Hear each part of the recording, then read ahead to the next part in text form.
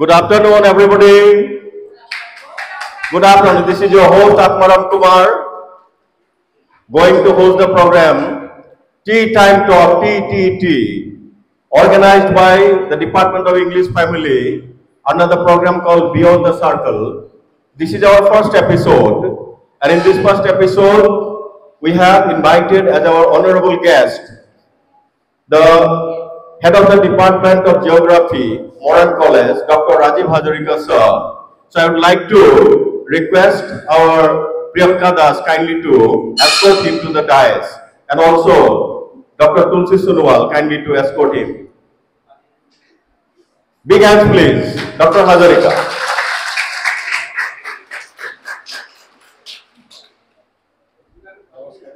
Hazarika sir, kindly have your seat. Thank you, sir. You have got a cup of tea also on the table. You can go and enjoy. Moreover, our departmental colleague Priyanka Dasok, Dr. Hazarika Sarok, ekhoni fulam gamusore adoroni jonabar babe অনুরোধ জানাইছো আর লগতে আমার HOD এখন সেলেন চাদরে তেখেতক আহ্বান কৰিবৰ বাবে অনুৰোধ জনালো।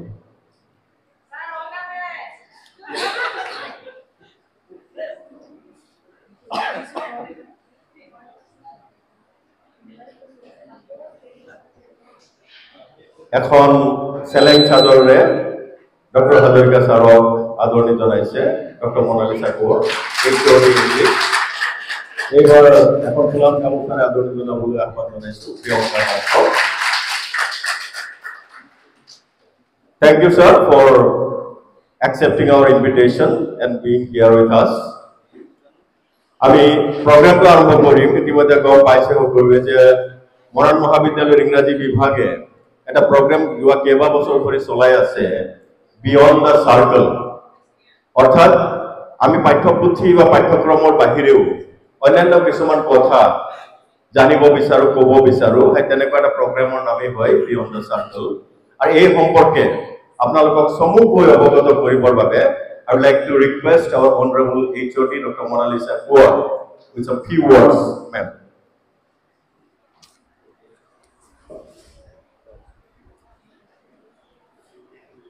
Thank you, Atman sir.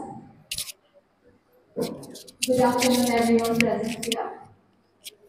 I, on behalf of the Department of English, especially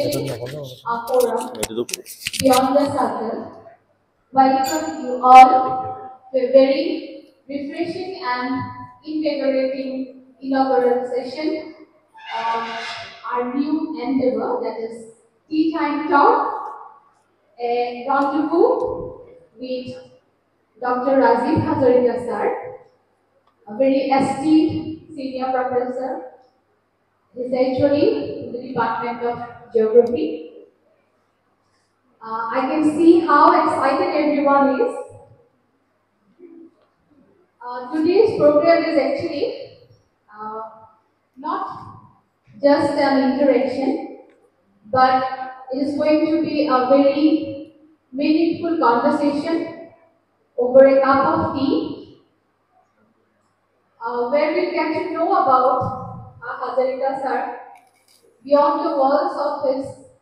four walls of a department and the day-to-day routine of his college life. Through this talk, we hope to uncover his life journey, his thoughts, and many more chapters of his life book, which is yet unknown.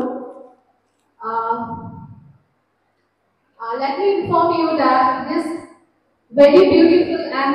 catchy name, tagline, Tea Time Talk, that is given by our dear Dr. Rashmi Puramaharan. Yes, a big round of applause to deserve. Sahatomi Khalwe, the Thai tea. For that, I thank our sponsor, come guest, Dr. Rajiv Hazarika sir. So, গোটেই অনুষ্ঠানটো অৱদানৰ প্ৰতি আপোনালোকে গম পাইছে কাৰণ ইয়াত হোষ্টে নহয় গেষ্টেহে আচলতে স্পন্সৰশ্বিপটো দায়িত্ব আছে আৰু এতিয়া মই ক'ব বিচাৰিছো গোটেই অনুষ্ঠানটোৰ পৰিকল্পনাটো কাৰ এই গোটেই অনুষ্ঠানটোৰ দ্ৰষ্টা স্ৰষ্টা আৰু পৰিকল্পনা হৈছে আমাৰ ডিপাৰ্টমেণ্টৰ the most energetic, witty and the intellectual senior professor Akbar Kumar sir. সবে তো জানে সকলোৱে জানে স্যাৰ এজন কৃতি শিক্ষক সুবক্তা সুলেখক গীতিকাৰ সুৰকাৰ সমাজ সংগঠক and what not. From today he will add another feather in his cap, that is of a talk show host, and eventually খুব কম সময়ৰ ভিতৰতে আমি পাম as a podcast interviewer. Sare gote seta hazu korise already আৰু আমাৰ প্ৰথম অতিথি হৈছে আমাৰ শ্ৰদ্ধাৰ ৰাজীৱ হাজৰিকা স্যাৰ স্যাৰক এইখিনিতে ধন্যবাদ জনাইছো আৰু সকলোকে এজাৰি হাত চাপৰি দিবৰ বাবে অনুৰোধ জনাইছো স্যাৰৰ বাবে আৰু বাকি অতিথিসকলৰ লিষ্ট আমাৰ আকৰণ স্যাৰ ইতিমধ্যে প্ৰস্তুত কৰি থৈছে তেওঁলোককো হস্তিনত বহিবৰ বাবে লাহে লাহে সাজু হ'বলৈ কোৱা হৈছে আৰু আজি কেইটা দেখি গম পাইছে কেনেদৰে সকলো সাজু হ'ব লাগিব so without much ado so let us begin our today's wonderful program that is Tea Time Talk.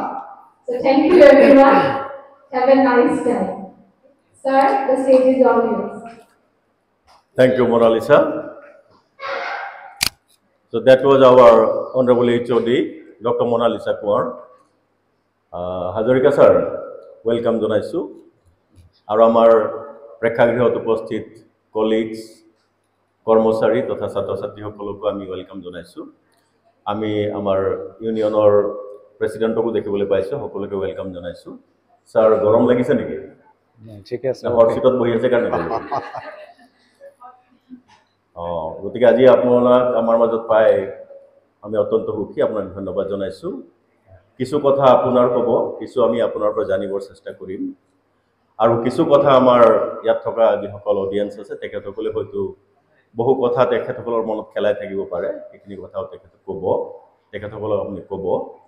it will be just a kind of very informal kind of a talk বহুত বেছি কোনো আমি সিরিয়াস বিষয়বস্তুলৈ নাযাওঁ তথাপিতো আমি এটা ইন্ট্ৰোডাকশন এটা simply দিব বিচাৰিছো ডক্টৰ হাজৰিকা 1996 ত আমাৰ মৰাণ মহাবিদ্যালয়ত চাকৰিত যোগদান কৰিছিল তাৰ আগতে স্যাৰ আপুনি কৰবাত চাকৰি কৰিছিল বুলি শুনিছো সেইখিনি বাৰু আমি গম পাম তেখেতৰ পিতৃ ভুৱেশ্বৰ হাজৰিকা আৰু মাতৃ যুগমায়া নাথ আৰু বৰ্তমান তেখেত দুগৰাকী সন্তানৰ পিতৃ ছোৱালীৰ নাম হৈছে অনুসুয়া হাজৰিকা আৰু ছোৱালীৰ ল'ৰাৰ নাম হৈছে অভিজ্ঞান হাজৰিকা আৰু আমি জনামতে বৰ্তমানলৈ সহধৰ্মিনী এগৰাকী হয়নে স্যাৰ গতিকে এইখিনি কথাৰে আমি আৰম্ভ কৰিব বিচাৰিছো হাজৰিকা স্যাৰ অকণমান মাইক্ৰফোনটোৰ কাষ চাপিব আচ্ছা আপুনি মৰাণ কলেজত যোগদান কৰিলে 1996 ত হয়নে হয় তেতিয়াৰ অনুভৱ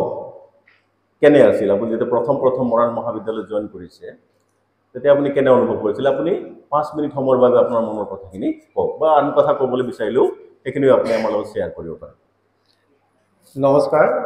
মই এই অনুষ্ঠানটোৰ কাৰণে আজি যি নিমন্ত্ৰণ কৰি মোক আচলতে এটা মোৰ সৌভাগ্য এটা নতুন অনুষ্ঠানৰ মই দ্বাৰ মুকলি কৰিব পাইছোঁ তাৰ বাবে সকলোকে কৃতজ্ঞতা জনাইছোঁ আপুনি ইতিমধ্যে যিখিনি মই যেতিয়া 1996 ৰ 9 জানুৱাৰী তাৰিখে মৰাণ মহাবিদ্যালয়ত মই যোগদান কৰিছিলোঁ হয় আৰু সেই সময়ৰ মোৰ তেতিয়া মানে প্ৰায় 30 বছৰীয়া 31 বছৰীয়া এজন যুৱক আছিল হয় গতিকে সেই সময়ত আৰু মই এতিয়া ডেকা হিচাপে এইটো এটা মানে থ্ৰিলিং আছিলে যে মই কলেজত যোগদান কৰিছোঁ আৰু পঢ়াবলৈ পাম হয় আৰু সেইটোৱে মোক মানে যথেষ্ট উৎসাহিত কৰিছিলে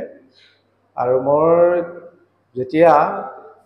মহাবিদ্যালয়ত অধ্যয়ন কৰি আছিলোঁ মই দৰং মহাবিদ্যালয়ত অধ্যয়ন কৰিছিলোঁ আৰু তেতিয়াই মানে মোৰ লগৰখিনিৰ লগত মোৰ এটা তৰ্ক হৈ আছিলে তেওঁলোকে মানে এই IAS অফিচাৰ ACS অফিচাৰক বেছি গুৰুত্ব দিব খোজে কিন্তু মোৰ কলেজৰ শিক্ষকক মই মোৰ মানে মনৰ পৰা খুব বেছি গুৰুত্ব দিওঁ মানে এইটো লৈ ডিবেট হৈ থাকে আমাৰ যে কোন বেছি ওপৰত হ'ব পাৰে আৰু সেইটো কাৰণে মোৰ এটা হাবিয়াসো আছিলে যে মই মহাবিদ্যালয় এখনত শিক্ষকতা কৰাৰ মানে সেইটো ইচ্ছাটো আছিলে আৰু সেয়ে মই আগৰ যিটো বিভাগত মই কাম কৰিছিলোঁ সেই বিভাগৰ পৰা মই তেতিয়া মই নন চেংচনতেই মৰাণ মহাবিদ্যালয়ত মোৰ এপইণ্টমেণ্ট হৈছিলে কিন্তু পাৰ্মানেণ্টলি ইণ্টাৰভিউ হৈ তাৰ পৰা গুচি আহিছিলোঁ যে কাৰণটো হ'ল মই মানে শিক্ষকতাক এটা খুব সন্মানীয় আপুনি আনন্দ পায় আৰু সেই কথাখিনি মোক বিশেষভাৱে মানে প্ৰভাৱিত কৰিছিল হয় আচ্ছা এতিয়া আপুনি প্ৰায় 28টা 30টা বছৰ আপুনি মৰাণ মহাবিদ্যালয় অতিক্ৰান্ত কৰিছে যিখিনি পৰিৱৰ্তন আপুনি দেখিবলৈ পাইছে আপোনাৰ কেনে অনুভৱ হয় মানে পৰিৱৰ্তনখিনি কেনেদৰে দেখিছে আপুনি আমাৰ চকুৰ আগত সাংঘাতিক ধৰণৰ পৰিৱৰ্তন এটা হৈছে যেতিয়া মই মহাবিদ্যালয়ত প্ৰথম যোগদান কৰিছিলোঁ তেতিয়া আমাৰ ভূগোল বিভাগ এতিয়া য'ত আমাৰ কে হেণ্ডিকৰ যিটো অফিচ আছে তাৰ কাষতে দুটা ৰুম আছে ৰুমকেইটাৰ নাম দিয়া আছে মই নামকেইটা পাহৰি গৈছোঁ সেই ৰুমটোতে আমাৰ জিঅ'গ্ৰাফীৰ মানে লেবৰেটৰীও আছিলে অফিচো আছিলে আৰু ক্লাছ কৰা ৰুমো আছিলে আৰু তাৰ বাদে পকা ঘৰ মাত্ৰ ছায়েন্সৰ বিল্ডিংটো আছিলে আৰু এইবিলাক চব বাঁহৰ তলবিলাক মানে কেঁচা আছিলে টুকুৰা মুকুৰা তেনেকুৱা ধৰণৰ অৱস্থা আছিলে আৰু প্ৰথম যেতিয়া জইন কৰিছিলোঁ তেতিয়া অফিচটো আছিলে একেবাৰে এতিয়া য'ত আমাৰ জেনেৰেটৰ ছিষ্টেমটো আছে সেই ঠাইতেই আছিলে বাঁহেৰে তৈয়াৰী বেৰ ভঙা তলফালেদি কুকুৰ চুকুৰ অহা যোৱা কৰিব পাৰে আৰু আগৰ দিনৰ আৰামী চেয়াৰ বুলি কওঁ আমি আৰ্ম চেয়াৰ আচলতে আমি আৰামী চকী বুলি কওঁ তেনেকুৱা আৰ্ম চেয়াৰ 4খনমান আছিলে আৰু মাজতে ডাঙৰ দীঘলীয়া কাঠৰ টেবুল এখন আছিলে হয় তেতিয়ালৈকে খুব ভাল ধৰণে পকাৰ কোনো পৰিৱেশেই নাছিলে হাজৰিকা ছাৰ আপুনি যেতিয়া প্ৰথম জইন কৰিছে তেতিয়া আপোনাৰ অগ্ৰজসকল আপোনালোকৰ লগত আছিলে দশৰথ চৌৰচীয়া ছাৰ আছিলে নৰনাথ শইকীয়া ছাৰ আছিলে মুনীন বৰা ছাৰ আছিলে জ্যোতিমণি বৰদলৈ বাইদেউ আছিলে তেখেতসকলৰ লগত আপুনি কিছুদিন আপোনাৰ এই কলেজতে অতিক্ৰান্ত কৰিছে তেখেতসকলৰ লগত আপোনাৰ সান্নিধ্য লাভ কৰিলে কেনে অনুভৱ কৰিছে তেখেতসকলক কেনেদৰে আপুনি মানে আপোনাৰ অনুভৱটো কেনেকুৱা মই যেতিয়া ইতিমধ্যে আপুনি উল্লেখ কৰিছে স্বৰ্গীয় চৌৰাচীয়া ছাৰ আছিলে স্বৰ্গীয় ডক্টৰ নৰনাথ শইকীয়া ছাৰ আছিলে তেওঁলোকে খুব মানে মৰমীয়াল আছিলে আৰু মানে সেই সময়ত তেখেতসকলে উচ্চতৰ মাধ্যমিকেই হওক বা মোৰ যিটো স্পেচিয়েলাইজেশ্যন আছিলে কাৰ্ট'গ্ৰাফী সেই কাৰ্ট'গ্ৰাফীৰ বিষয়টো তেওঁলোকে অকণমান পঢ়াবলৈ ইমান ভাল পোৱা নাছিলে সেইকাৰণে বেছিকৈ সেই নতুন পৰ্চন যিবিলাক আছে GISও আছিলে ৰিম'ট চেন্সিঙো আছিলে খুব কম পৰিমাণে আছিলে সেইখিনি মোৰ ওপৰত নতুন মানুহ আৰু নতুন দায়িত্ব অৰ্পণ কৰা হৈছিল ভাল কথা বাৰু এতিয়া আপুনি ইতিমধ্যে ইমানখিনি বছৰ পাঠদান কৰি আহিছে শিক্ষকতা কৰি আহিছে আমি আকৌ এই সম্পৰ্কে আকৌ উভতি যাওঁগে বাৰু আপুনি যিখন গাঁৱত জন্ম লাভ কৰিছিলে পহুকটা হয়নে পহুকটা এখন ৰিম'ট অঞ্চলত থকা এখন গাঁও শোণিতপুৰ জিলাৰ তাত আমি জানিব পৰা মতে এখন আপোনাৰ ঘৰৰ কাষেদি এখন নৈ বৈ গৈছে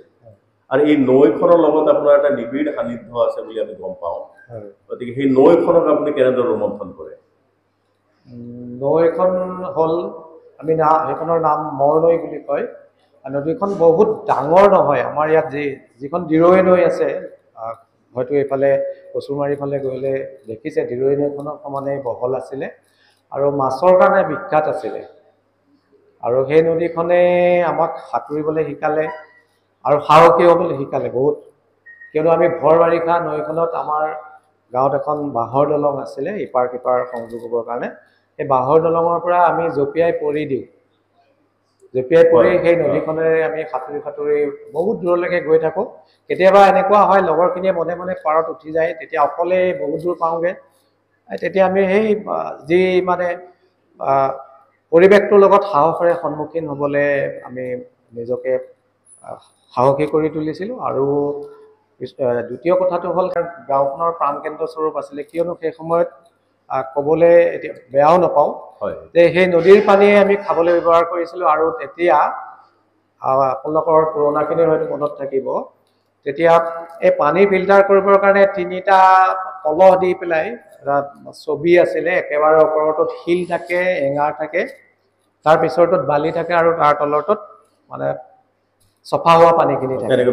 গতিকে আমি ফিল্টাৰ কৰি পেলাই পানী খাবলগীয়া হৈছিলে। গতিকে সেই নদীখনতে আমি সংপৃক্ত হৈ আছো এতিয়াও। মই নদীখনলৈ গ'লে মই এইখিনিতে উল্লেখ কৰিব খোজো, মই সেই নৈখন নিশ্চয় আপোনাৰ অন্তৰত সোমাই আছে হয়। মই এনেই জাষ্ট এইখিনিতে আপোনাৰ কথাৰ ওপৰতে ক'ব খুজিছে, মই আমাৰ ছোৱালীজনীকো আৰু ল'ৰাটোকো সিহঁতে 2.5 বছৰ 3 বছৰতে নি মই নদীত যাওঁতে গৰম পানী লৈ গৈছোঁ বাল্টিত, আৰু নদীত মই সাঁতুৰাই দিছোঁগৈ, আৰু উঠাই আনি আকৌ কেনেবাকৈ চৰ্দি লাগে কিবা লাগে বুলি পিছত গৰম পানী দি আকৌ গা ধুৱাই দিছোঁ। মানে এই নদীখনক মই এতিয়াও খুব ভাল পাওঁ। আৰু তেতিয়াও এই ল'ৰা ছোৱালীকো যে মই ইয়াতে ডাঙৰ হৈছিলোঁ, তোমালোকে এবাৰ অন্ততঃ নামি চোৱা, তেনেকৈ দিছিলোঁ। আচ্ছা, ইতিমধ্যে আমি গম পাইছোঁ যে আপোনাৰ পিতৃ এগৰাকী শিক্ষক আছিলে, গতিকে তেখেতৰ নিশ্চয় এইখিনি সংস্কাৰ আপোনাক দি গৈছেহি, আৰু আপোনাৰ আচৰণ, আপোনাৰ কথা বাৰ্তাৰ যোগেদি এইখিনি কথা প্ৰতিফলিত হয়। গতিকে আপুনি আপোনাৰ পিতৃক, আৰু আমি এইটো গম পাইছোঁ যে আপুনি খুব সৰুকালতে আপোনাৰ মাতৃবিয়োগ হৈছিলে, গতিকে তেনেস্থলত মানে আপুনি আপোনাৰ পিতৃ মাতৃৰ বিষয়ে কিঞ্চিত আপোনাক জনাওক। মোৰ দেউতা ইতিমধ্যে আপোনালোকে গম পাইছে শিক্ষক আছিল। তেওঁ এখন MV স্কুলৰ বিজ্ঞানৰ শিক্ষক আছিল। দেউতা যদিও আৰ্টছত পঢ়িছিলে, তেওঁ মানে মনটো সদায় মানে বিজ্ঞান চিন্তাধাৰাৰে পৰিপুষ্ট আছিল, আৰু ধৰ্মীয় মানে গোড়ামিটো একেবাৰে দেউতাৰ নাছিলে, আৰু সেই সহজে মানুহৰ লগত দেউতা মিলি যাব পাৰিছিলে। আৰু দেউতাই আমাক মানে মোৰ জীৱনত মনত আছে, মই 10ম শ্ৰেণীৰ পিছতে মহাবিদ্যালয়ত পঢ়িবলৈ ওলাই গৈছোঁ। সেই গোটেই সময়ছোৱাত দেউতাই মানে আমাৰ গাত হাত তুলি পোৱাই নাছিলে কোনোদিন, আৰু বেয়াকেও কৈ পোৱা নাছিলে। খুব মানে তেওঁ কি আছিলে, মানে এনেই কথাতে কয় যে মানুহ ভাল হ'ব লাগে, খুব বেছিকেও নকৈছিলে যে তই বেয়া হৈছ কিবা হৈছ, মানুহ ভাল হ'ব লাগে। আৰু মাৰ কথা, মাৰটো মানে এইটো জীৱনত মই পাহৰিব নোৱাৰা ঘটনা। মাৰ মৃত্যুটো মই প্ৰায় 1.5 ঘণ্টামানৰ ভিতৰতে হৈছে, কোনো বেমাৰ নাছিলে, হেৰি নাছিলে। পিছত গম পাইছোঁ যে এইটো মানে এপেণ্ডিক্স বাৰ্ষ্ট হৈ পেলাই মৃত্যু হ'ল বুলি। মই তেতিয়া ক্লাছ 8লৈ জাষ্ট পাইছিলোঁ, আৰু সেই সময় আন্দোলনৰ ভৰপক আছিলে। আমি স্কুললৈ গৈছিলোঁ, মায়ে ভাত খুৱাই পঠিয়াইছিলে, আৰু 11:30মান বজাত ঘূৰি আহি, 9টা বজাত গৈছোঁ, 11:30মান বজাত ঘূৰি আহি পাইছোঁ মাৰ মানে ইতিমধ্যে মানে একদম সাংঘাতিক চিৰিয়াছ অৱস্থা, আৰু মই মাক ধৰি থাকোঁতেই মাৰ মৃত্যু হৈছে। আমাৰ মাৰ অকল মাত্ৰ 10ম শ্ৰেণীলৈকেহে তেখেতে সেই সময়ত বাৰু যথেষ্টই আছিলে, শিক্ষা গ্ৰহণ কৰিছিলে, তেওঁ কিন্তু উদ্বুদ্ধ কৰি আছিলে খুব। আৰু মই সেইকাৰণে মাকৰ ভূমিকাটো সমাজত খুব বেছি বুলি মই ভাবোঁ। মাকে যিসকল শিশুক বা ল'ৰা ছোৱালীক উদ্বুদ্ধ কৰে নহয়, সেই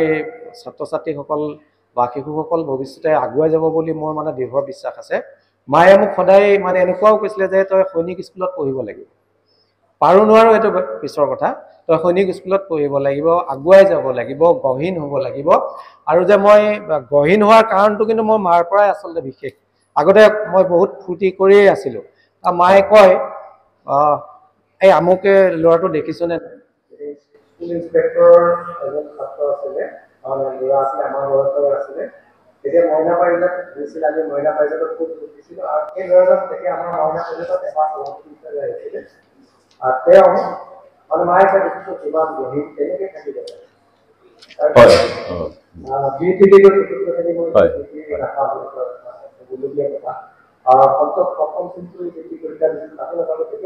মায়ে কৈছিলে দেখিছোঁ, সেইকাৰণে মই কৈ থাকোঁ গহীন হ'ব লাগে, গহীন হ'ব লাগে, কিয় গহীন নহয়। তাৰপিছত আৰু মা ঢুকোৱাৰ পিছত এই কথাবিলাকেই এতিয়াও আপোনাৰ প্ৰতিধ্বনিত হৈ থাকে। এই হেৰিটো হেৰাই গ'ল যেন মানে মায়ে এটা কৰি বেছিকৈ হাঁহিলে চেলেকো হয় এই কথাৰ পিছত আমি লক্ষীনাথ বেজবৰুৱাৰ আমি হাঁহি বুলি এটা মাতটো আছিলে কাৰোবাৰ মনত থাকিবও পাৰে তাত হাঁহি চেলেকো কথা সেইবিলাকে তেওঁলোকে তাৰপিছতে মই মানুহটো গঢ়ি গ'লো পিছত মানুহে ভাবে এবাৰ মই নিজেও ফিল কৰোঁ খুব গঢ়িকে থাকে এই আপোনাৰ গহীন থকা কথা মানে আমি বিশেষ সূত্ৰে গম পাইছো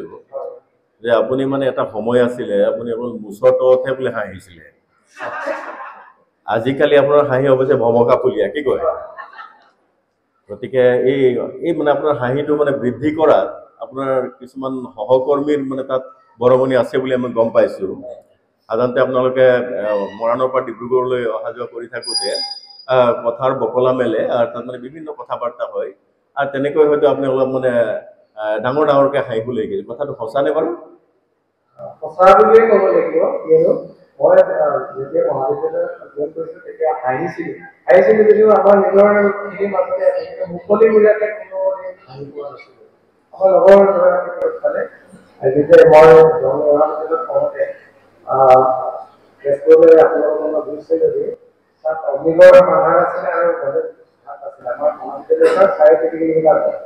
এতিয়া আমি প্ৰায়ে 3.5 কিলোমিটাৰ ৰাস্তা আমি খোজকাঢ়ি মোৰ লগত এতিয়া তেওঁ মৰিগাঁৱৰ SP হয় হেমন্ত দাস আৰু প্ৰকাশ শৰ্মা তেওঁ এতিয়া বেংগলী কলেজৰ প্ৰিন্সিপাল হয় তাৰপিছত মৃণাল দেৱী কলেজৰ আছিলে এতিয়া তেওঁ আছে আৰু মানিকগৰাকী তেওঁ পিছত হাইস্কুলৰ নেক্সট হিচাপে তেওঁ নেক্সট ভিডিঅ'গ্ৰাফী আছিলোঁ আমি এনেকৈ কেইজনমান লগ হৈ সদায় খোজকাঢ়ি যাওঁ আৰু মানে তেতিয়া বিভিন্ন ধৰণৰ বিষয়ৰ পৰা আৰম্ভ কৰি আৰু বেলেগ পঢ়োঁগে আৰু অগ্নিগড়ত পঢ়োঁগে তেতিয়াহে হাঁহিৰ কথাটো আহে হয় আজি হাঁহিৰ লগতে এতিয়া মানে আৰু এটা প্ৰশ্ন আহি যায় যে আপুনি কৈছে যে নৈখনত মাছ মাৰিছিলে সাঁতুৰিছিলে নাদৰিছিলে বোকা পানী খেলিছিলে গতিকে আপুনি মৈত্ৰেয়ী বাইদেউক লগ পোৱাৰ আগৰ কথা মই আপোনাক জানিব বিচাৰিছোঁ কেনেবাকৈ কোনোবা বান্ধৱী এনেকুৱা খেলা ধূলা কৰি থাকোঁতে কিবা মানে কেতিয়াবা কিবা এনেকুৱা মানে ৰিমঝিম কিবা এনেকুৱা অনুভৱ কৰিছিল মোক অলপ বেলেগে ক'লেও হ'ব পাৰে যদি আপুনি ক'বলৈ টান পাইছে এইটো মানে কি মই মানুহৰ প্ৰতি অনুৰাগ আহিবও পাৰে অনুৰাগ আহেও কিন্তু সেইটো অনুৰাগ যেতিয়া শৈশৱৰ মই যিটো অনুৰাগ আছিলে সেইটো মই প্ৰেম বুলি নকওঁ মোৰ লগৰে এতিয়াও তেওঁ গুৱাহাটী আপুনি নক'ব পাৰে হয় চাৰিআলিকৰণ যিখন গাৰ্লছ স্কুল আছে তাত তেওঁ ওচৰতে কৰি আছে আমাৰ খুব ভাল ফ্ৰেণ্ড হয় কিন্তু সেইটো অনুৰাগ বুলি ক'ব নোৱাৰোঁ মানে এই জাষ্ট খুব ভাল আছিলে সেই গানবোৰ ভাল লাগে গতিকে সেইটো আমাৰ প্ৰত্যেকত ছাত্ৰৰে আছিলে আৰু তাৰ বাদে বেলেগ কাৰোবাৰ প্ৰতি নাই আপুনি গম পাওঁ আপুনি খুব মানে সংস্কাৰী এগৰাকী ব্যক্তি তাত কোনো সন্দেহ নাই আমাৰ বাৰু তথাপিও আৰু আৱেগটো থাকেই নহয় জানো ঠিক আছে এতিয়া কথা হ'ল কি সেইখিনি এটা পাহৰা পৃষ্ঠা আপোনাৰ জীৱনৰ ক'ৰবাত আপোনাক আমনি কৰিলে সেইখিনি কথা আপুনি পাব্লিকত হয়তো মেলি দিবলৈ টান পাব কিন্তু এতিয়া কথা হ'ল আপুনি লাজকুৰীয়া স্বভাৱৰ আছিলে নহয় জানো যেতিয়া আপোনাৰ সহধৰ্মিনীক প্ৰথমে আপুনি লগ পাইছিলে লাজ কোনে কৰিছিলে আপুনি বেছি কৰিছিলে নে তেখেতে কৰিছিলে এইটো লাষ্টটো তেনেকুৱা কথা নাছিলে লাভ মেৰেজো নহয় মানে এৰেঞ্জ যদিও মই এৰেঞ্জ কৰা গতিকে কিন্তু মই নিজে গৈ পেলাই কোনো ধৰণৰ প্ৰথম মাক দেউতাকহে নাই এনেকৈ হৈছিল নে আপুনি মোক পচন্দ কৰিছে নে কওক এনেকৈ হৈছিল নে তেনেকৈ নাই হোৱা ন ঠিক আছে বাৰু এতিয়া আপুনি আকৌ আহিছোঁ আপুনি দৰং কলেজত পঢ়িছিল প্ৰথমে পহুকটা প্ৰাথমিক বিদ্যালয়ত প্ৰাথমিক শিক্ষা লাভ কৰে তাৰপাছত আপুনি কলাবাৰী স্কুলত হাইস্কুললৈকে 10ম শ্ৰেণীলৈকে তাত আপুনি শিক্ষা আহৰণ কৰে তাৰপাছত আপুনি দৰং কলেজত জইন কৰে দৰং কলেজ বুলি ক'লে তাহানিতে বিশেষভাৱে ভূগোল বিভাগটো খুবেই এটা গৰ্জিয়াছ ছেটিঙত থকা এটা ডিপাৰ্টমেণ্ট তাত সেই টেবুল চকী যিখিনি আপোনালোকৰ আচবাবখিনি আছিলে তো তাত নিশ্চয় আপোনাৰ মানে নিজকে বৰ মানে এটা অনুভৱ হৈছিলে যে মই খুব ভাল কলেজ এখনত পঢ়িছোঁ তাত মই জনামতে আপোনালোকৰ শৰ্মা ছাৰ আছিলে মণ্ডল ছাৰ বুলি এগৰাকী আছিলে তেখেতসকলৰ বিষয়ে অকণমান ক'ব নেকি কেনেকৈ মানে আমি জানিবলৈ পাওঁ যে বুট মাহ খুৱাই খুৱাই আপোনালোকক ভূগোলী গাইছিলে হয় নেকি বাৰু ঠিকেই কৈছে আমাৰ ক্ষেত্ৰতে ২৬টা চিট আছিলে আমাৰ মহাবিদ্যালয়ত আৰু মই এতিয়াও মানে ভাবিলে দুখ লাগি থাকে সেই সময়তে যিটো কণ্ডিশ্যনত আমি দৰং মহাবিদ্যালয়ত ভূগোল কৰিছিলোঁ মই ইমান বছৰ প্ৰায় ৩০ বছৰ হ'ল মৰাণ মহাবিদ্যালয়ত সেইটো অৱস্থালে মানে কোনোকালে নিব নোৱাৰিলে আৰু হয়তো ভৱিষ্যতে নিব পাৰিম বুলি ক'ব নোৱাৰোঁ কিয়নো আমাৰ প্ৰত্যেকৰে ২৬খন ডাঙৰ ডাঙৰ টেবুল আছিলে আৰু ড্ৰয়াৰ আছিলে আমি তাত কলা মাৰি থ'ব পৰা ব্যৱস্থা আছিলে আৰু ডাঙৰ ডাঙৰ ৩টা ৰুম আছিলে ফাৰ্ষ্ট ইয়াৰ কাৰণে ছেকেণ্ড ইয়াৰ কাৰণে থাৰ্ড ইয়াৰ কাৰণে ডাঙৰ ডাঙৰ ২৬খন আপোনাৰ ডাঙৰ ডাঙৰ টেবুল আমি য'ত তেতিয়া আমি শিক্ষকসকল কওঁ তেনেকুৱা তেনেকুৱা টেবুল আছিল মই আমি তেতিয়াই কৈছিলোঁ আৰু তেতিয়াই চামাইকা লগোৱা আছিলে আৰু তাত মই এতিয়া আমি তামোল পৰ্যন্ত তাত তামোল পাত পৰ্যন্ত ভৰাই থৈছিলোঁ তেতিয়া আমি ৯টা বজাত তোমাৰ ৪টা বজাতহে ওলায় আৰু যিটো মণ্ডল ছাৰৰ কথা কৈছিলে আমাৰ প্ৰবীণ ছাৰৰ কথা কৈছে আৰু আমাৰ ঠাকুৰ ছাৰ আছিলে মিশ্ৰ ছাৰ আছিলে তাৰপিছত ডক্টৰ অৱনী কুমাৰ ভাগৱতী তেওঁ গুৱাহাটী ইউনিভাৰ্চিটিৰ পৰা ৰিটায়াৰ কৰিছে ডক্টৰ অশোক বৰা তেওঁ গুৱাহাটী ইউনিভাৰ্চিটিৰ পৰা অলপতে ৰিটায়াৰ কৰিছে শ্ৰীমন্ত শংকৰদেৱ বিশ্ববিদ্যালয়ত নগাঁৱৰ এতিয়া উপাচাৰ্য হিচাপে কৰ্মৰত হৈ আছে ডক্টৰ বিমল বৰ আৰু এতিয়াও তাত গুৱাহাটী ইউনিভাৰ্চিটিত কৰ্মৰত হৈ আছে আমি বৰ ভাবিছোঁ আৰু ডক্টৰ নাৰায়ণ চেত্ৰী তেওঁ কটন বিশ্ববিদ্যালয়ৰ পৰা ৰিটায়াৰ কৰিছে আমি মানে যিসকল শিক্ষকক পাইছিলোঁ মানে সেই সময়ৰ মানে জুৱেল আছিলে আৰু তেওঁলোকৰ আমি এতিয়া সেইখিনি ছাত্ৰ ছাত্ৰীয়ে কৈ থাকোঁ আমি ৯টা বজাত যে মহাবিদ্যালয়ত প্ৰৱেশ কৰোঁ আৰু ৫ কোৰ্চৰ পৰা আৰম্ভ কৰি আৰু প্ৰত্যেকজন টিচাৰে ৭জনমান টিচাৰ আছিলে আমাৰ বি.আৰ. কবিতা ছাৰকে তেওঁ ইউনিভাৰ্চিটিত পিছত কৰিলে তেওঁলোকে প্ৰত্যেকেই ক্লাছ কৰিছিলে আৰু এটা মানে সাংঘাতিক ধৰণৰ আৰু ইউনিভাৰ্চিটিৰ ভিতৰত আমাৰ মানে মহাবিদ্যালয়ত ভাল অৱস্থান আছিলে আৰু মই নিজে কওঁ সময়ত মই প্ৰথম শ্ৰেণীৰ তৃতীয় স্থান পাইছিলোঁ আৰু সেইটোৰ পিছত মই ইউনিভাৰ্চিটিটো পজিশ্যন পাবলৈ সক্ষম হ'লোঁ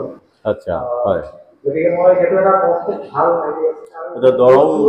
দৰং মহাবিদ্যালয় আপোনাৰ মানে যিটো বিকাশ ইয়াত মানে বিশেষ অৰিহণা যোগাইছে বুলি ভাবোঁ আৰু শিক্ষকসকলো আপুনি শিকিবলৈ পাই আমি জনামতে মানে এই আপোনাৰ দেওবাৰেও ক্লাছ কৰিছিলে আৰু বুট মাহ খুৱাই খুৱাই ক্লাছ কৰিছিল বুজিছোঁ গতিকে পৰীক্ষা ক্লাছতটো ছাৰে পৰীক্ষা পাতিছিলে আৰু মানে ছাৰে বাউন নকৰিছিলে কোনে কোনে আমাক পৰীক্ষা দিলে আৰু সেই সময়ত 5টা কুৱেশ্যন আছিলে গতিকে যিমান লিখিব পাৰে যিমান কথা ভৰাব পাৰে সিমানেই মাৰ্কছ পায় গতিকে তেওঁ দেওবাৰে পৰীক্ষা পাতে আমি 25টাৰ ভিতৰত মিনিমাম 40টাই পৰীক্ষা দিমেই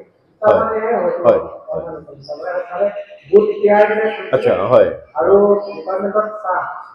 মানে ছাৰে অকণমান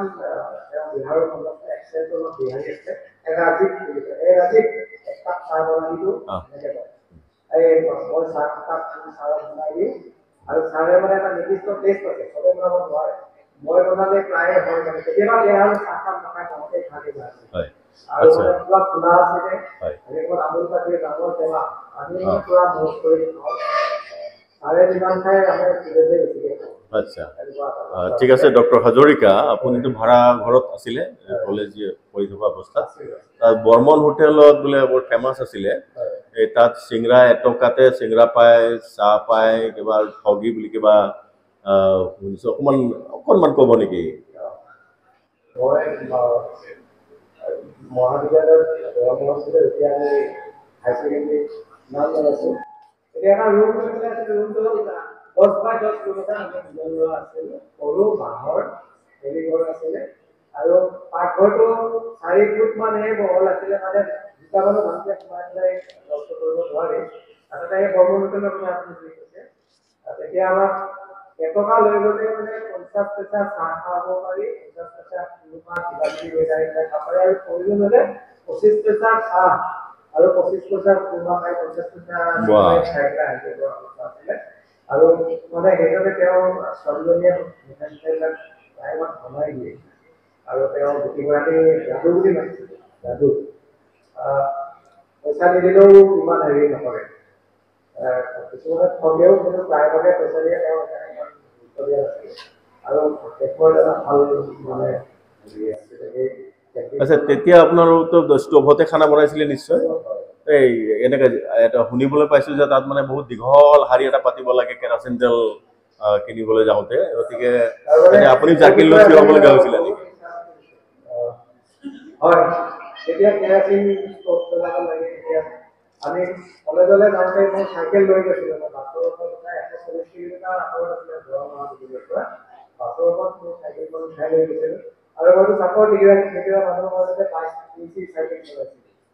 চাপৰ সেইটো 40 কিলোমিটাৰ মই নাই চলোৱা 22 চাইকেলখন লৈ যাওঁ আৰু তাতে এটা ঘেলেল লৈ গৈ আমাৰ মহাবিদ্যালয়ৰ চাইকেল ষ্টেণ্ড আছিলে বহুত ধুনীয়া 8 চকাটো এনেকৈ মানে দেশত সোমাই থাকে চাইকেলখন নচলেও আছিলে আকৌ আহিব পাৰি আৰু হেৰুৱাটো কোনো কথাই নাই মানে শান্তি থাকে ভিতৰত নাওকে আছিলে তাতে থাকে এক ক্লাছৰ মাজতে গেপ থাকিলে আমি গৈ এই গেলেটটো লগাই থৈ আহোঁ দুজনীয়া ভিৰ হয় খেলি তাৰপিছত আমি যেতিয়া যাবলৈ তেতিয়া আমি কি কৰিলোঁ ইমান খেলা-চেলি কৰি থাকিব নালাগে আপোনালোকে অকল গেলেটবিলাক লাইন পতাই দিয়ক হয় গেলেটবিলাক লাইন পতাই দিলে আৰু নিৰ্দিষ্ট সময়ত মানে আপুনি গৈ পেলাই হয়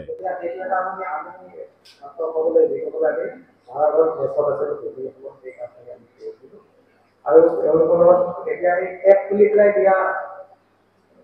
ৰিক্সাখন ব্যৱস্থা আছিলে হয় বেছি নিদিয়া কেতিয়াবা 1 লিটাৰ কেতিয়াবা 2 লিটাৰ আছে 5 লিটাৰটো লৈ পোৱা যায় দিয়ে সকলোকে দিব লাগে আৰু তেনেকেই চলি গৈছিলে কোনোদিন মানে আকালো নাই ভৰালো নাই নিচিনাকৈ চলি গৈছিলে হয় হয় তাৰ পাছত আপুনি ইউনিভাৰ্চিটি পালে এতিয়া আমি গম পাইছোঁ যে আপুনি মানে মাছ মাৰি ভাল পায় মাছৰ আঞ্জা বনাই ভাল পায় আৰু মাছৰ বিভিন্ন প্ৰকাৰৰ মানে আঞ্জা আপুনি বনাব পাৰে আপুনি কোনোবা দিন সুবিধা হ'লে আপুনি আমাক আমন্ত্ৰণ জনাব আমি বাৰু তাৰ স্বাদ ল'ম বাৰু কিন্তু আমি বিশেষভাৱে গম পাইছোঁ বৰ্তমানৰ মানে কেবিনেট মন্ত্ৰী কেশৱ মহন্ত ডাঙৰীয়াৰো আপুনি কেতিয়াবা কেতিয়াবা আঞ্জা বনাই তেওঁ খুৱাইছিল খুব ভাল পাইছিল বোলে কথাটো সঁচানে এতিয়া আমি যেতিয়া 92ৰ 91ৰ মেমাহত ইউনিভাৰ্চিটিত এডমিশ্যন লৈছিলোঁ আমাৰ দিনত কি হৈছে প্ৰায় 1 বছৰ গেপ হৈ যায় 90 জুলাইত আমি ইংলিছ ফাইনেল দিছোঁ 90 ডিচেম্বৰৰ 15 ডিচেম্বৰ দিনা ৰিজাল্ট ওলাইছে ফৰ্মুলাত কৰিছোঁ 91ৰ এপ্ৰিল মাহত 91ৰ মে মাহত আমি এডমিশ্যন লৈছিলোঁ আৰু সেই সময়ত ইউনিভাৰ্চিটিত মানে চিট পাবলৈ বৰ দিগদাৰ আছিলে একেলগে আমি 3টা লগ হৈ গৈছিলোঁ আমাৰ আগত আগত আছে তাৰ আগত তেখেতৰ লগত আপোনাৰ বৰ্তমান যোগাযোগ আছেনে তেনেকুৱা হয় ঠিক আছে বাৰু কিন্তু এটা সময়ত মানে আপোনালোক একেলগে আছিলে ভাল কথা এতিয়া মাছৰ আঞ্জাৰ কাৰণে মই অপেক্ষা কৰি থাকিম বাৰু কিন্তু তাৰ পিছতে আমি অকণমান আপোনাৰ একাডেমিক লাইফলৈ আহিব বিচাৰিছোঁ বৰ্তমানলৈকে আমি দেখিছোঁ যে পাইছোঁ এখন কিতাপ আপুনি ইতিমধ্যে প্ৰকাশ কৰি উলিয়াইছে প্ৰাকৃতিক ভূগোল আৰু আমি কিতাপ হয়তো প্ৰকাশৰ দুৱাৰদলিত উপস্থিত হৈছেই গতিকে এই আপুনি ডিব্ৰুগড়ৰ পৰা আহে কলেজলৈ আৰু আপোনাক দেখোঁ যে প্ৰায় 9টা বজাৰ আশে পাশে আপুনি মৰাণ মহাবিদ্যালয় প্ৰাংগণত আহি উপস্থিত হয় আকৌ ডিব্ৰুগড়লৈ যাবলৈ প্ৰায় 1 ঘণ্টা 2 ঘণ্টা সময় আপোনাৰ বাটতে পাৰ হৈ যায় তাৰ মাজতে আপুনি এই লেখা মেলা যিটো কৰিছে এই সময়খিনি আপুনি কেনেদৰে উলিয়ায় অহা-যোৱা কৰি আচলতে বৰ যথেষ্ট কষ্ট হয় মানে একদম ভাগৰুৱা হৈ যোৱা যায় তথাপিতো এই যে মনত এটা হেঁপাহ থাকে কিবা এটা কৰিম বুলি আৰু সেইকাৰণে কি কৰোঁ জিঅ'গ্ৰাফী মানে অসমীয়াত কিতাপ নাই তথাপি আপোনাৰ যথেষ্ট কষ্ট সেইকাৰণে পঢ়াবৰ কাৰণে মানে মোক সুবিধা কৰোঁ তাতে যুক্তি গ'লে মই আৰু ঘৰত গৈ পেলাই মই কাম এটা কৰিম বুলি ভাবিলে মানে মোৰ মানে কি হয় সেই কামটো কৰিবলৈ মন যায় ইমান কষ্ট হয় মই প্ৰয়োজন হ'লে দেৰিকৈ শুলেও কিন্তু বহুত দেৰিকৈ তথাপিতো দেৰিকৈ শুলেও ৰাতিপুৱা সোনকালে উঠি দিলেও পিছৰ দিনাও মই আকৌ সেইটোৱে আজি কষ্ট কৰিলেও পিছৰ দিনা ভাগৰ লাগি আছে সেই কামটো কৰিবৰ কাৰণে মই ভাগৰটো অনুভৱ নকৰাকৈ থাকিব পাৰোঁ আৰু সেইখিনি সৰু ফালৰে নদীৰ ফালৰে হওক খেলা ধূলা কৰাই হওক সেইবিলাকে এটা ষ্টেমিনা দি থৈছে হয় আচ্ছা এতিয়া আমি গম পাইছে মানে আজিও আপুনি 40-50 বাৰ চেষ্ট ডাউন মাৰে হয়নে এতিয়া কমিলেগে এতিয়া মই নিজৰ স্বাস্থ্যটো ঠিক ৰাখিবৰ কাৰণে আপোনালোকে দেখি আছে মই আজি প্ৰায় 2 বছৰৰ মোৰ নিজৰ আগতকে মানে মোৰ এই যিটো মানে অলপ খেতি লাইফ কৰিলোঁ আৰু সেইটো কাৰণে মই আচলতে মই এতিয়া নাম্বাৰো মাৰোঁ আমি 5 কেজি নাম্বাৰ থাকে বহুত বেছি নামাৰোঁ 20 মাৰোঁ আৰু আপুনি যিটো কৈছে সেইটো আজিকালি ইমান বেছি পৰিমাণৰ তথাপিতো 20-25 আপুনি মানে হয় হয় আৰু খোজ কাঢ়ে আপুনি হয় প্ৰায় 1 ঘণ্টা খোজ কাঢ়ে বুলি গম পাইছো আৰু যদি যাব নোৱাৰো মই আইনাখনৰ সন্মুখত গৈ জগিং কৰি থাকো 1 2 3 4 1 2 3 4 কৰি 1000 টাইমছ কিবা গান বাজনা কৰে নি তেতিয়া আপুনি সেই সময়ত মিউজিক লগাই এইটোকে কৰে আচ্ছা ঠিক আছে বাৰু এতিয়া আপোনাৰ কিতাপ দুখন আপুনি প্ৰকাশ কৰিছে সময় তাৰ মাজতে উলিয়াইছে আপুনি গৱেষণা কৰিবলৈ আপুনি PhD ডিগ্ৰী আহৰণ কৰিছে আপোনাৰ গৱেষণাৰ বিষয়টো কি আছিল অকমান চমুকে আৰু আমি আপোনাৰ সেই গৱেষণাৰ বিষয়টোৰ পৰা আমি কেনেদৰে অকমান হলে উপকৃত হ'ম মোৰ গৱেষণাৰ বিষয়টো হ'ল rural development and its impact on human well-being আৰু এটা কেছ ষ্টাডি কৰিছিলোঁ শিৱসাগৰ ডিষ্ট্ৰিক্টৰ এইটো এই ষ্টাডি ৱেলফেয়াৰ ৱেলফেয়াৰ আমাৰ ইকনমিক্সৰ আমাৰ কলেজলৈ বিশেষভাৱে জানিলোঁ মানুহৰ ৱেলফেয়াৰ হ'বৰ কাৰণে তিনিটা ক্ৰাইটেৰিয়াৰ বিশেষভাৱে গুৰুত্ব আছে এটা হ'ল কেপেবিলিটি লাগে এইবিলাকে তাৰপিছত অৰ্থনৈতিকভাৱে সুৰক্ষিত হ'ব লাগে আৰু স্বাস্থ্যটো ভাল হ'ব লাগে এইখিনি কথা আৰু প্ৰায় 90 দশক মানতে আমি দেখিছিলোঁ যে মানে বহুত এটা ক্ৰিয়া কৰি আছিলে যে ভাৰতৰ ৰুৰেল ডেভেলপমেণ্টৰ ওপৰত যথেষ্টখিনি টকা পইচা খৰচ কৰিব লগা হৈছিলে সেই টকা পইচাখিনি খৰচ কৰাৰ লগে লগে এই যে মানুহৰ হিউমেন ৱেলবিং বা ৱেলফেয়াৰটো বেছিকৈ নাই সেই কথাটো অলপ ইণ্ডিয়াই আছিলে সেইটো আচলতে মই 2002 চনৰ পৰাই কৰিবলৈ আৰম্ভ কৰিছিলোঁ কিন্তু গুৱাহাটী ইউনিভাৰ্চিটিতে গৈ মেলি অসুবিধা হোৱাৰ কাৰণে মই ছাৰৰ পিছত 2006 চনত পুলিচে ছাৰ মোৰ অকণমান অসুবিধা আছে মোৰ দিগদাৰ হ'ব গতিকে মই ডিব্ৰুগড়তে চেষ্টা কৰিম আৰু তেনেকৈ ডিব্ৰুগড়তে পিছত আহি ডক্টৰ ভাৰতী ডক্টৰ কৰোঁ কৰি মই তাৰ পৰা 2012 চনত বহুত যথেষ্ট দেৰি হ'ল এই যে অহা যোৱা সময়তে যথেষ্ট সময় খায় আৰু লগতে মই পৰিয়ালক সময় দিবলগীয়া হয় আমাৰ গৃহস্থবিলাকেও সময় দিবলগীয়া হৈছিলে সেইখিনি আপোনাৰ পিছুৱাই তথাপিতো ভগৱানৰ আশীৰ্বাদ আৰু আপোনালোকৰ আশীৰ্বাদ বুলি মই নিজকে ধন্য কৰোঁ ওলাম আৰু ইয়াৰ পৰা মই আপুনি যিটো কৈছে যে আমাৰ বিদ্যাৰ্থী দিশত কেনেধৰণৰ উন্নত হ'ব মানে মোৰ টপিকটোতে হৈ আছে যে চৰকাৰে বহুতখিনি বিভিন্ন ধৰণৰ আঁচনিবিলাক লয় সেই আঁচনিবিলাকৰ ফলপ্ৰসূতা কিমান সেই ফলপ্ৰসূতাটো চাবলগীয়া হয় আৰু মই সেই বস্তুটোৱে চাব বিচাৰিছিলোঁ আৰু শিৱসাগৰ ডিষ্ট্ৰিক্টৰ 9টা ডেভেলপমেণ্ট ব্লক আছিলে সেইসমূহ মই কৰি থকা এতিয়া বেছি হ'লে যে এনেই বিৰাট ডেভেলপ অৰ্থনৈতিকভাৱে ডেভেলপ ব্লক এটা আছে কিন্তু গতিকে ৰাস্তাত হিউমেন ৱেলবিঙত কিন্তু তললৈ নাহে তাৰ যিটো মানে তাৰ প্ৰভাৱ বা যাৰ তাৰ মানে ফচল মানে আমাৰ সাধাৰণ মানুহে তাৰ ফচলখিনি তেওঁলোকে ভোগ কৰিব পৰা নাই হয় আৰু প্ৰায় 1045খন আপোনাৰ গাঁও আছিলে মই তাৰ 45 ভিলেজ মানে ৰেণ্ডম সিলেক্ট কৰিছিলে হয় আৰু সেইখিনি আকৌ তাত চাৰ্ভে কৰি দেখাখিনি উলিয়াইছিলোঁ ঠিক আছে হাজৰিকা ছাৰ আপুনি অৱশ্যে কবিতা নিলিখে কিন্তু প্ৰায় 2-3 মাহ আগতে আপোনাৰ ফেচবুকত এটা কবিতা পালোঁ খুব অনুভূতিপ্ৰবণ কবিতা এটা আপুনি লিখিছিলে য'ত মানে স্পৰ্শৰ আন্তৰিকতা নোহোৱা হ'ল আৰু এই কবিতাটো পঢ়ি সঁচাকৈ বৰ ভাল লাগিছিলে আপোনাৰ মাজত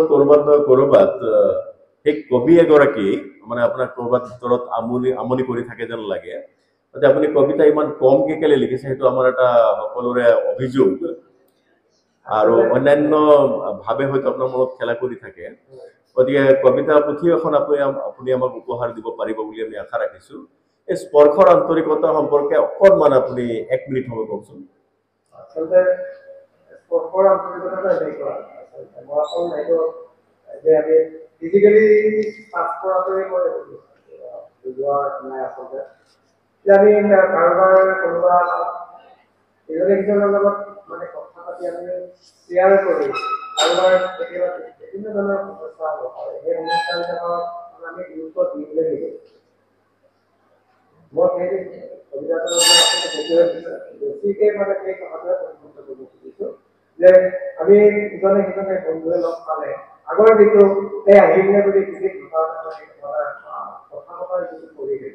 সেই পৰিৱেশটো আজিকালি নাইকিয়া ক'ৰবাত এটা সংশয় তাৰ মাজতে সোমাই পৰিছে হয় আৰু আমি শিক্ষকেও আমি মই মোৰ দৃষ্টিকোণটো কৈছোঁ আমি ছাত্ৰ ছাত্ৰীসকলক নিজৰ জি বা হয় গতিকে তেওঁলোকক যে আমি ল'ৰাটোৰ প্ৰতি হাতখন ধৰি আমি এষাৰ কথা কৰাটো বা মোৰ এনেকুৱা হ'ব পাৰে আমি ছোৱালীজনীৰ প্ৰতিটো হাতখন থৈ মানে ইন'চেণ্টলি একদম কৈ পেলাই কথা কৰাৰ অৱস্থা থাকিব লাগে যে তাত সন্দেহৰ থাকিব নালাগে তেনেকুৱা ধৰণৰ এটা পৰিৱেশ সৃষ্টি কৰিব পাৰিব লাগে সেই কথাখিনি আচলতে প্ৰকাশ কৰিব খুজিছোঁ হয় যাতে সেইটোৱে মোৰ বেলেগ একো মনত কেতিয়াবা আহে আৰু বহুত আহে মোৰ দেউতাৰ যেতিয়া বেমাৰ হৈ আছিলে ইয়াত মই কেইদিনমান ৰাখিছিলোঁ দেউতাক মই নিজেই ঘূৰাইছিলোঁ দেউতাই লাজ কৰে তেতিয়া মই দেউতাক কৈছিলোঁ যে আপুনি মোক অভিযানতে যিটো কৰিছিলে মোৰতো আপুনি ঘূৰাইছিলে গতিকে মই এতিয়া ঘূৰালে আপুনি লাজ কৰিব নালাগে তেতিয়া চকু মুদি দিয়ে আৰু সেইটো আমৃত্যু আপুনি যিটো অনুভৱ কৰিলে সেইটো মইতো কোনোদিন বেয়া পোৱা নাছিলোঁ হয় আৰু দিন বা তেনেকুৱা চিকিৎসা লাগিব পাৰে গতিকে তেনেকুৱা হয় কিন্তু দায়িত্বখিনিৰ পৰা আঁতৰি আহিব নালাগিব হয় হয় গতিকে আমি এটা আশা কৰিম যে আপুনি যাতে এই কাব্য চৰ্চাটো আপোনাৰ মনৰ কথাখিনি সকলো কথা আপুনি ধৰক প্ৰবন্ধ বা কথা বতৰাৰ যোগেদি প্ৰকাশ কৰিব নোৱাৰি খুব গভীৰ অনুভূতিখিনি সাধাৰণতে আমি কবিতাৰ যোগেদি প্ৰকাশ কৰোঁ গতিকে আপোনাৰ পৰা আৰু অনাগত দিনবিলাকত কিছু কবিতা আমি পঢ়িবলৈ পাম বুলি আশা ৰাখিছোঁ আপুনি তাৰোপৰি এগৰাকী শিক্ষক হিচাপে অধ্যাপক হিচাপে আপোনাৰ দায়িত্ব পালন কৰাৰ লগতে আপোনাৰ পাৰিবাৰিক জীৱনৰ যিখিনি দায়িত্ব আছে সেইখিনি খুব সুচাৰুৰূপে পালন কৰি আছে আৰু আপুনি কেইবাটাও এনেকুৱা অনুষ্ঠান প্ৰতিষ্ঠানৰ লগত জড়িত বুলি আমি গম পাইছোঁ আপুনি শংকৰ মাধৱৰ এগৰাকী অনুগামী হিচাপে শংকৰ সংঘৰ লগতো আপোনাৰ সম্পৰ্ক আছে আপুনি ব্ৰহ্মপুত্ৰ উপত্যকা সভ্যতা আৰু অন্বেষণ আঁচনিৰ লগতো জড়িত হৈ আছে আৰু লগতে আপুনি শিৱসাগৰ জোন ACTৰ প্ৰেচিডেণ্টৰ গধুৰ দায়িত্ব বহন কৰি আছে আৰু আমি জানিবলৈ পাইছোঁ যে আপুনি এটা NGO কিছু বছৰৰ পৰা পৰিচালনা কৰি আছে আভিযানিক শিক্ষা কেন্দ্ৰ গতিকে এই সমাজৰ লগত যিটো আপোনাৰ সম্পৃক্ত হোৱাৰ যিখিনি চেতনা এই চেতনাখিনি আপুনি কেনেদৰে বিকশিত কৰিছে কেনেধৰণে আপুনি নিজকে সম্পৃক্ত কৰিছে বা তেওঁ সংযুক্ত কৰিছে আচলতে আমাৰ অসমৰ গাঁওবিলাকে আচলতে সামাজিক বা এইটো হয়তো গাঁওবিলাকত আছেই গাঁৱৰ নাম যেতিয়া আমি নামঘৰলৈ যায় আৰু এই মানুহৰ এটা মানে কিবা এটা বস্তু সদায় ক্ৰিয়া কৰি থাকে মোৰ তেনেকুৱা ধৰণৰ কিছুমান কথাই ক্ৰিয়া কৰি থাকে যে মই একো নহ'লেও মই অন্ততঃ এজন মানুহৰ কাৰণেও কিবা এটা কৰিছোঁ মই খুব বেছি দুজন মানুহ মোৰতো ফেমিলিৰ কাৰণে মই কৰিয়ে এইটো কৰাটো বাঞ্ছনীয় নিজৰ ফেমিলিৰ কাৰণেতো কৰিব লাগিব কিন্তু আন কাৰোবাৰ কাৰণেও মোৰ পৰা দুজন মানুহৰ উপকাৰ হওক এনেকুৱা ধৰণৰ কথা লাগি চিভিলাইজেশ্যন যিটো তাৰ লগত জড়িত হৈছে হয় অনুষ্ঠান অনুষ্ঠিত কৰিছিলোঁ তাৰ লগত এটা সময়ত এতিয়া কিন্তু লাহে লাহে সেইখিনি অকণমান সংস্কৃতিত হৈ গৈছে বিশেষকৈ এইটো গুৱাহাটীত কাৰ্যসূচী থকা যায় আৰু মোৰ যিটো NGO আমি আচলতে NGOত বহুত বেছি মানুহ নাই আমি নিজেই স্পন্সৰ কৰোঁ মোৰ বন্ধু প্ৰভাত বৰদলৈ আছে তেওঁ আৰু আমি আৰু দুই তিনিজন মানুহ লৈ পেলাই এইটো অভিযানিক শিক্ষা কেন্দ্ৰ অসম এইটো যদি আমি প্ৰথম কিতাপ প্ৰকাশ কৰিছিলোঁ মোৰ বন্ধু প্ৰভাত বৰদলৈয়ে লিখিছিলে কম্পিউটাৰৰ কিছু কথা বুলি তাৰ কবি মোৰ এতিয়াও আছে প্ৰথম কম্পিউটাৰ শিক্ষা আমাৰ অসমত ভালদৰে প্ৰচলন হোৱা লাগিছে 2006 চন মানৰ পৰা এই কামখিনি কৰিছিলোঁ কম্পিউটাৰ যোগে মানুহ খুব বেছি মানে হেৰি হোৱা অসমীয়া লিটাৰেচাৰ খুব কম আছে এতিয়াও আছে এই কিতাপ পিছত সংস্কৰণ কৰি পেলাই লোৱা হৈছিলে আৰু ইয়াতো আছে প্ৰথম সেইটোৰ পৰাই আমি ষ্টাৰ্ট কৰিলোঁ তাৰপিছত মোৰ কিতাপখনো সেই অসমৰ পাব্লিকেশ্যন আমি কৰা দেখুৱাইছোঁ হয় তাৰপিছত যিখিনি ৰেজিষ্টাৰ কৰিলে এতিয়ালৈকে চলি আছে তাৰপিছত 2023 চনত আমি এটা অনুষ্ঠান কৰিছিলোঁ ভাওনা সমাৰোহ অনুষ্ঠান গুৱাহাটীত কৰিছিলোঁ গুৱাহাটীত নতুন আছিলে তাত মোৰ দেউতাৰ হৈ পেলাই মই তাত এটা পতা প্ৰদান কৰিছিলোঁ হয় হয় হয় কিন্তু এতিয়া অতি সম্প্ৰতি 24-25 চনত আমি কৰিব পৰা নাই ঠিক আছে হয় আপোনাক যিসকলে খুব মানে ক্লোজলি অবজাৰ্ভ কৰিছে তেওঁলোকে ক'ব বিচাৰে যে আপুনি খুব মানে মানুহগৰাকী চিষ্টেমেটিক এটা ডিচিপ্লিন মেইনটেইন কৰি সকলো কাম কৰে এটা প্ৰণালীবদ্ধতা মানে আপোনাৰ চৰিত্ৰৰ এটা অংগাংগী বুলি সকলোৱে ক'ব বিচাৰে এই যিটো যিকোনো কথাৰ চাইণ্টিফিক এনালিচিছ কৰা বৈজ্ঞানিক দৃষ্টিভংগীৰে সকলো কথা চোৱা চিতা কৰা এই চেতনাটো বা এই ধাৰাটো আপুনি কেনেদৰে মানে বিকশিত কৰিলে আমি এইটো গম পাইছোঁ যে আপুনি খুব হেল্পফুল মানুহ এগৰাকী ছাত্ৰ ছাত্ৰীকটো সহায় কৰি লগতে কেতিয়াবা কাৰোবাৰ পৰা ধাৰ লৈ পেলাইও কাৰোবাক ধাৰ দিয়ে বুলি শুনিছোঁ এনেকুৱা হয় নেকি কথা মই কৈছোঁ যে মই অন্ততঃ একজন বা দুজন মানুহৰ কিবা সহায় কৰোঁ যাৰ সহায়ৰ প্ৰয়োজন আছে ধাৰ লৈ কৰোঁ মানে আচলতে মানসিক প্ৰশান্তিটো এটা বেলেগ বস্তু যে মই কেতিয়াবা এনেকুৱা হয় মই এই কলেজত পঢ়ি থকা অৱস্থাত বা ইউনিভাৰ্চিটিত পঢ়ি থকা অৱস্থাত যেতিয়া ডিব্ৰুগড়ত আছিলোঁ মই তেতিয়া এটা সৰু চাকৰি জইন কৰিছিলোঁ তাৰপিছতে মই ইউনিভাৰ্চিটিত ফাইনেল এক্সাম মই পিছতহে দিছিলোঁ প্ৰায় 6 মাহ ছুটি লৈ পেলাই মই দিবলগীয়া হৈছিলে পিছত দিছিলোঁ তেতিয়া অহা যোৱা কৰা মানুহৰ হাতত ঘড়ীটো থাকে সেইকাৰণে পইচা নাথাকে কিবা এটা কাম মোৰ কিন্তু সেইটো হাত ঘড়ীটোৱে মোৰ সম্বল এতিয়া মানে মই এতিয়াও সেই কথাটোৱে খুব ভাল লাগে যে সেই মানুহজনৰ কিবা এটা বিপদ হৈছে তাৰমানে কেনেকুৱা অৱস্থাত পৰিছে মানে তেওঁৰ হৈ যাব সেই মুহূৰ্তত সেই মানুহজন আচ্ছা আমি আপুনি মানে ভাল এগৰাকী পৰামৰ্শদাতা বুলি গম পাইছোঁ বহুতে আপোনাক ধৰক ঘৰ দুৱাৰ বনোৱা আমি আছোঁ আমাৰ আছে কেইগৰাকী ব্যক্তি ঘৰ দুৱাৰ বনোৱা ময়ো ব্যক্তিগতভাৱে আপোনাৰ পৰা ভালেখিনি দিহা পৰামৰ্শ লৈছোঁ আপুনি খুব সুন্দৰ ঘৰৰ ড্ৰয়িং কৰিব পাৰে সাজ সজ্জা এইবিলাক কৰাৰ আপোনাৰ মানে এটা কলাত্মক এটা দিশো আছে আপোনাৰ গতিকে তাৰ লগতে আমি গম পাইছোঁ যে আপুনি মানে মানুহৰ কথা এৰাই চলিব নোৱাৰে মানে কোনোবাই কিবা এটা আপোনাক অনুৰোধ কৰিলে তেতিয়া আপুনি খুব মানে মানুহজন অশান্ত হৈ যায় যে কেনেকৈ সহায় কৰিম কি কৰিম এনেকুৱা ধৰণৰ ভাৱে আপোনাক আগুৰি ধৰে হয় কোনোবাই কিবা সহায় বিচাৰিছে মই মানে বিশ্বাস কৰি তাত যে বেলেগ এটা কিবা সেই তেনেধৰণে মোক কৈছে যেতিয়া আপোনালোকে হয় এই বিশ্বাস কৰাৰ কাৰণে যিটো আপোনাৰ তাৰ কাৰণে আপুনি কেতিয়াবা বিপদতো পৰিছে নেকি বিপদতো পৰিছো এইটো ডাঙৰ বিপদত পৰিছো সেইটো আৰু এতিয়া বিশেষভাৱে উল্লেখ নকৰোঁ ডাঙৰকে বিপদত পৰিছো কিন্তু মই এটাই আছে মই নিজে ভুল নাথাকিলে হয় আচ্ছা হয় হয় নিশ্চয় নিশ্চয় হয় আপুনি নিজে অন্ততঃ শান্তি লাভ কৰে আপুনি মানে কথা এটা আমি জানিব পৰা মতে যে এটা বহু দূৰদৃষ্টিৰে মানে আপুনি আজি এটা ঘটনা ঘটিছে বা ঘটিলে তাৰ ইয়াৰ অতীতটো কি হ'ব পাৰে আৰু ভৱিষ্যত ইয়াৰ মানে পৰিণতি কি হ'ব পাৰে এই সম্পৰ্কে খুব মানে ক্লিয়াৰলি আপুনি ভিজুৱেলাইজ কৰিব পাৰে এইটো কেনেকৈ পাৰে মানে আপুনি বস্তুটো মই মানে পুংখানুপুংখভাৱে চাওঁ কোনোবাই কিবা ক'লে মোৰ যদি সঁচাকৈ ইণ্টাৰেষ্টেড হয় মই লগতে মই মানে ভাবি চাওঁ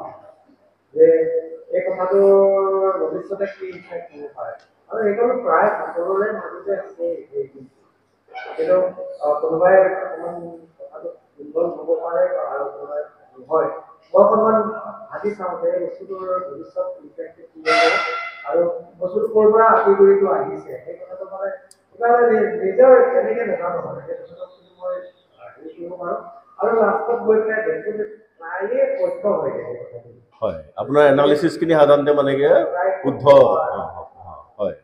মহাবিদ্যালয়ৰ কথাও হওক হয় মোৰ ঘৰৰ কথাই হওক বা আমাৰ ওচৰৰ সামাজিক যিখিনি হেৰি আছে এই কথাখিনি বা ৰাজনৈতিকভাৱেও হওক কোনো ৰাজনৈতিকভাৱে কোনো সংগঠনৰ লগত আজিলৈকে জড়িত নহয় হয় এই তথাপিতো সেই কথাখিনি মই বহুতখিনি এনালাইচিছ কৰিব পাৰোঁ বুলি মই খুব বেছি ভালদৰে ক'ব নোৱাৰোঁ তথাপিতো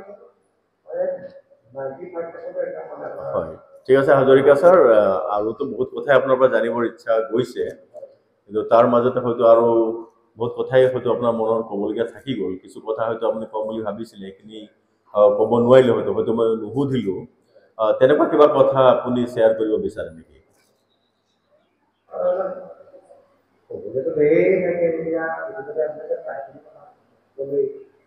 হয় আমাৰ অনুজসকলৰ প্ৰতি আপোনাৰ পৰামৰ্শ কি আপুনি 28ত এই বিদ্যালয় মহাবিদ্যালয়ৰ পৰা আপুনি অৱসৰ গ্ৰহণ কৰিব অনুজসকলৰ প্ৰতি আপুনি কি পৰামৰ্শ দিব বিচাৰে আপোনাৰ প্ৰশ্নটোৰ বাবেও মই এটা কথা ক'ব পাৰোঁ মই সৰুতে স্কুল যাবলৈ বৰ ভাল পাইছিলোঁ কৈ দিছোঁ আৰু এতিয়া মোক ডিগ্ৰী কৰিবলৈ লগা হৈছে মই আমাৰ ঘৰৰ মুখতে এখন স্কুল আছিলে কলকাতা প্ৰাথমিক বিদ্যালয় 1927 চনত স্থাপিত হৈছিলে মাজত চোতালখন আৰু ৰাস্তাটো তাৰ ইফালে স্কুলৰ ফিল্ডখন আছে ফিল্ডখনত বহুত ডাঙৰ এক্সিষ্টেণ্ট বহুত ডাঙৰ ফিল্ড আছে তাৰপিছতে স্কুলখন আছিলে আৰু আগৰ দিনত বাঁহৰ স্কুল আছিলে আমাৰ ঘৰৰ ওচৰত কাৰণে আমি সোনকালে গৈছিলোঁ স্কুলত প্ৰায় 4 বছৰমান বয়সতে গৈছিলোঁ গ'লেও মানে কি হয় মই অকণমান যাওঁ আৰু যেতিয়া বাঁহৰকে ভঙা আছে পৰহি পেলাই গুচি আহি আকৌ যে যাব লাগিব স্কুললৈ আৰু যায় তেতিয়া এবাৰ মাহঁতে মোক আকৌ থৈ আহিছিলে মই সেইকাৰণে খেৰৰ নিজে দুটা দিব খেৰৰ নিজে দুটা দিব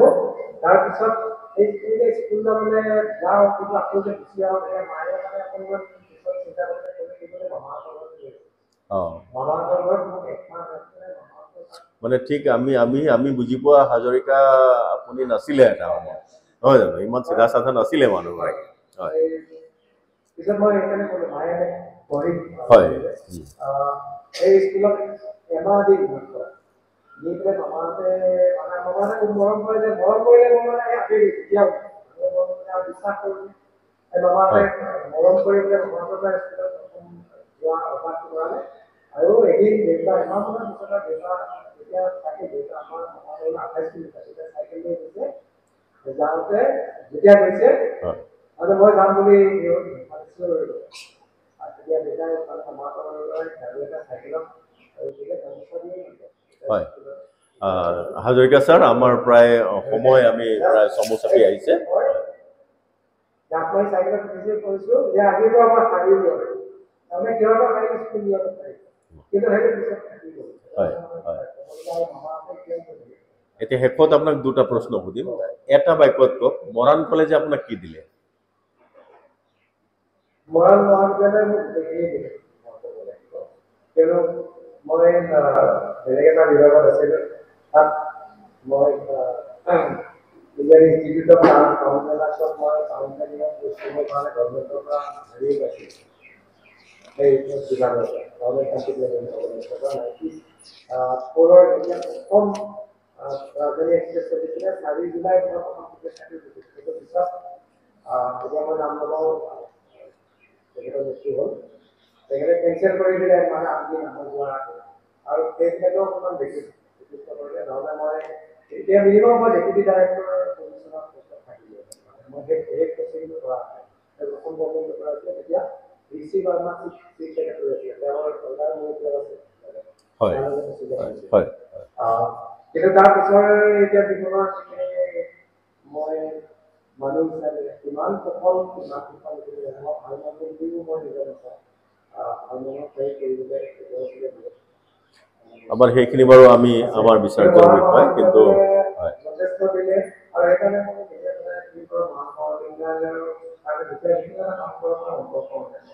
সদায় দায়িত্ব গ্ৰহণ কৰি আছে যিকোনো দায়িত্ব দিলে আপুনি গ্ৰহণ কৰি আছে হয় মানে একদম পুৰা উজাৰি দিলে। আচ্ছা, শেষত আকৌ বাকী বহু কথাই আপোনাক সুধিলোঁ। আপোনাৰ সেই গাঁৱৰ পৰা আৰম্ভ কৰি শৈশৱৰ পৰা আৰম্ভ কৰি আপোনাৰ স্কুলীয়া জীৱন, কলেজীয়া জীৱন, এইখিনি আমি সুধিলোঁ। বহু কথাই থাকি গ'ল। পুনৰ উভতি আহিব বিচাৰিছোঁ আপোনাৰ পাৰিবাৰিক জীৱনলৈ। পাৰিবাৰিক জীৱন বুলি ক'লে সাধাৰণতে মানে কি হয়, বাচন বৰ্তন থাকিলে যেনেকৈ অকণমান ঠাক টুকটো হৈ যায় আৰু অলপ চলপ বাজেই আৰু। এতিয়া কথা হ'ল আপোনাৰ আৰু সহধৰ্মিনীৰ মাজত যদি কিবা কথাত মতানৈক্য হয়, তেতিয়া আপুনি মাপ বিচাৰে নিশ্চয়। অৱধাৰিত আৰু না, আমি এনেকে শুনিবলৈ পাইছো যে আপুনি বোলে শুই উঠি আই এম চৰি বুলি কয়। এনেকুৱাও হয় নেকি কেনেবাকে? হয়। এতিয়া বোলে কিহৰ চৰি ক'লা বুলি নহয়, বুলি কিবা কাৰণে দুখ কৰি দিব পাৰো, গতিকে চৰি বুলি কৈ থৈছো বুলি। তেনেকুৱা হ'ব পাৰে নহয় জানো? আপোনাৰ শেষত আপোনাৰ ছোৱালী বৰ্তমান ৰাছিয়াত পঢ়ি আছে, ডাক্তৰী পঢ়ি আছে। পিতৃ আৰু জীৰ মাজৰ এটা বৰ বেলেগ ধৰণৰ আৱেগিক সম্পৰ্ক থাকে। গতিকে এই মানে আপুনি কেনে অনুভৱ কৰে? আপোনাৰ ছোৱালী হ'ব ৭ সাগৰ ১৩ নদী সিপাৰে পঢ়ি আছে, সকলো মানে যোগাযোগটো নিশ্চয় হৈ আছে, তথাপিতো এগৰাকী বাপেক হিচাপে মোৰ এটাই প্ৰাউড ফিল হয়, তাই ডক্টৰ কৰিছে, সেইটো মোৰ প্ৰাউড ফিল নহয়। কিন্তু তাই মানে মোৰ দেউতাকৰ ছোৱালী আছিলে, তাইও অকণমান ডিগ্ৰী ছোৱালী, বহুত ডাঙৰ ছোৱালী নহয়, মানে খুব বিশ্ববিষ্ট নহয়। কিন্তু সেই তেনেকুৱা অৱস্থাত গৈ তাই ৰাছিয়া নিজে প্ৰকাশ কৰি প্ৰথম অৱস্থাত মোবাইলৰ সিহঁতৰ নহ'লে ট্ৰেঞ্চলেট কৰি কমিউনিকেট কৰি থাকে যে, সেইটোৱে মোৰ নিজৰ এতিয়াও থাকিব ভালকে থাকিবি আৰু কাৰো লগত বেয়াকে নাথাকিবি। আমাৰ ইণ্ডিয়ান বহুত ষ্টুডেণ্ট আছে,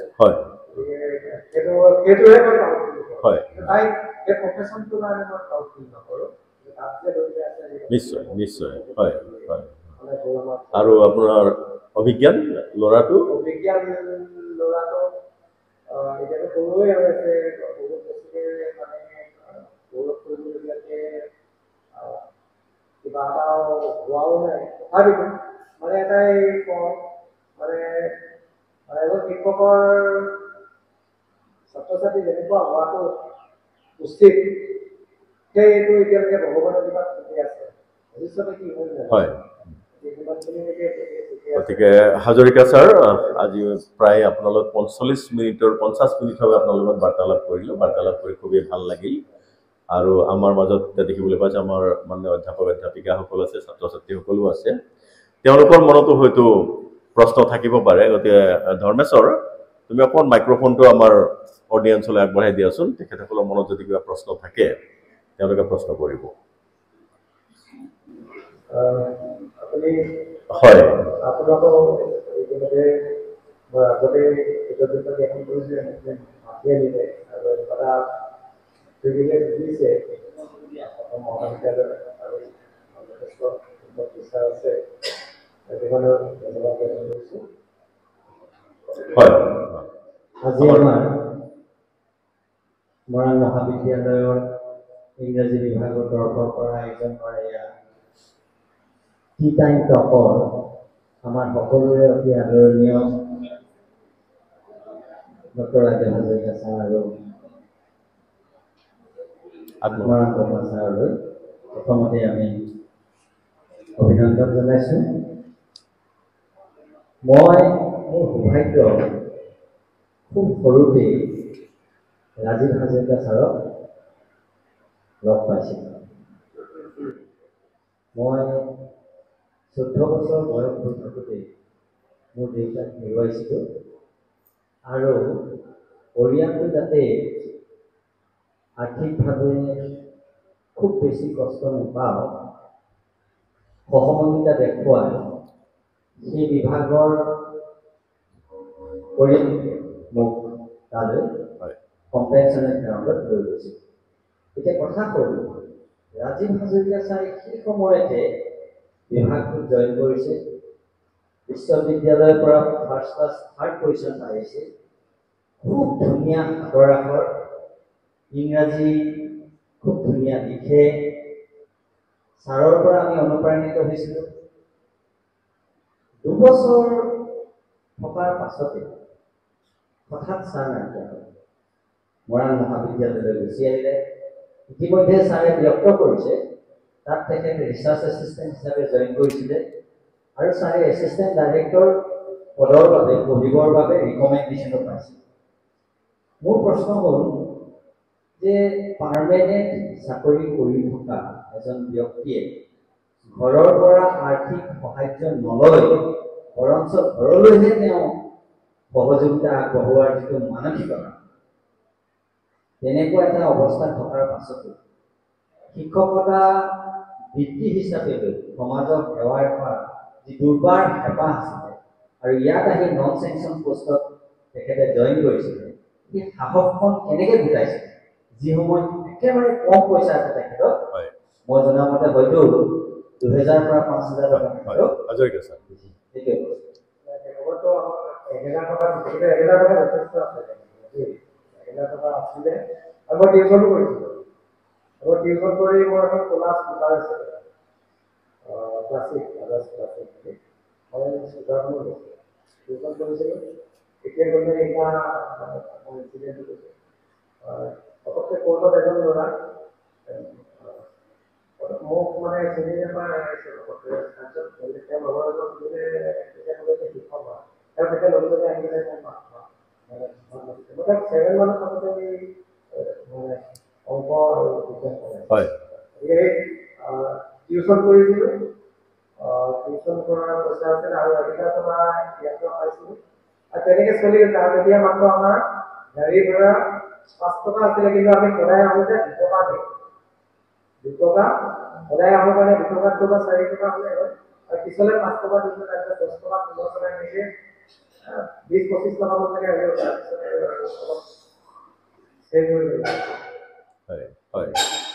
আৰু কাৰোবাৰ প্ৰশ্ন আছে? আমাৰ গগৈ ছাৰ হাত দাঙিছে,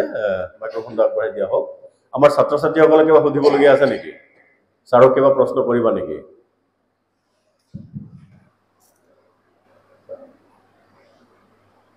ধন্যবাদ।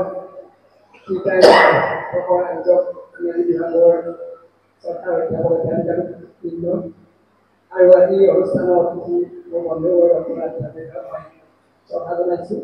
আৰু অভিনন্দন জ্ঞাপন কৰিছোঁ। এটা সুন্দৰ অনুষ্ঠান আমি ভৱিষ্যতে জানিব পাৰিম। মই এটা থেংক ইউ ছাৰ। আজি যিজন ৰাজীৱ হাজৰিকা আমি সকলোৱে চিনি পাওঁ, মহান চিনি পায়, চিনি পায়। এই ৰাজীৱ হাজৰিকা আন্দোলনৰ কাৰণে ৰাজীৱ হাজৰিকাই কোনটো গুণৰ কাৰণে নিজক ধন্যবাদ দিয়ে জানিব বিচাৰিছোঁ। মানে why are you proud of yourself? মই মোৰ সেইটো কথা মই কৈছোঁ, শিক্ষক হোৱাৰ সপোন আছিলে। হয় আৰু বেলেগ আছিলে হয়, চৰকাৰী মানে শিক্ষকতা বৃত্তিটোৱে আপোনাৰ কাৰণে এটা গৌৰৱৰ বিষয়। হয় আৰু সেইটো সদায় এটা চিধা আৰু কাৰোবাৰ প্ৰশ্ন আছে নে? বাইদেউ মৰাণ মহাবিদ্যালয়ত আপোনাৰ খুব বেছি খং উঠা এটা মুহূৰ্ত আৰু খুব বেছি ভাল লগা এটা মুহূৰ্ত, দুইটা মুহূৰ্তৰ কথা অকণমান ক'বলৈ জনাইছে। খুব খং উঠিছে কলেজখনত, এনেকুৱা এটা চিটুৱেশ্যন কৰিছে চাগে, আৰু খুব ভাল লগা। বাইদেউ আৰু লগতে মই এড কৰিম, মানে আপোনাৰ কেতিয়াবা কেতিয়াবা এটা যদিও মানে খুব ডিচিপ্লিন খুব হেৰিত চলে, কিন্তু আপোনাৰ অপৰা খং এটা উঠে বুলিও আমি গম পাওঁ। কেতিয়াবা মানে ৰাজীৱ হাজৰিকা ছাৰ মানে একেবাৰে আপোনাৰ বাৰ্ষ্ট হৈ যায়, হয়নে? সেইটো মানে কি হয়, পৰিস্থিতি কেতিয়াবা খঙতে মানে এনেকুৱা ধৰণৰ হয়, আমি একেবাৰে 100% ডিচিপ্লিন নহ'লেও বহুত ডিচিপ্লিনৰ বাবে জীৱন অতিবাহিত কৰা। গতিকে সেই এনেকুৱা ছাত্ৰ ছাত্ৰীয়ে যেতিয়া দেখোঁ, মানে মই থাকোঁতেও তেওঁলোকে মোৰ অগ্ৰাহ্য কৰি পেলাই বা মোৰ প্ৰেজেন্সটো যেতিয়া তেওঁলোকে নাইকিয়া কৰিছে, আৰু ভাল লগাটো ছাত্ৰ ছাত্ৰীসকলৰ লৈয়ে বিশেষকৈ ভাল লাগে। আৰু আমাৰ সহকৰ্মীসকলৰ মানে যথেষ্ট ভাল লাগে। আমি বহাগত ভাল এটাৰ বাবে দেখোঁ বিভিন্ন প্ৰতি কিবা এটা কোৱা আৰু এইবিলাক যিটো আছে সেইটো ভাল লাগে। এটা কলিগ এটা কলিগৰ দৰে কাম কৰে শিক্ষকসকলৰ মাজৰ যিটো এটা কৰ্ডিনেশ্যন আছে, আৰু সেইটো মই সদায় গঢ়ি তোলা বিচাৰোঁ সকলো মাজত। কবিতাৰ কামটো হয় বাছ কেতিয়াবা পোৱা যায় সেইটোৱে হয় মানে কণ্ট্ৰোল কৰি থাকিব বিচাৰোঁ গভীৰ হৈ থাকিলে কণ্ট্ৰোল এটা সময়ত কিমাননো আৰু গভীৰতা ওলাই থাকিলে ৰাখিব কোনোবা সময়ত কেতিয়াবা হৈ যায় সেইটো ময়ো মানুহৰে কেতিয়াবা হয় ছাৰ হয় আৰু প্ৰশ্ন আছে নেকি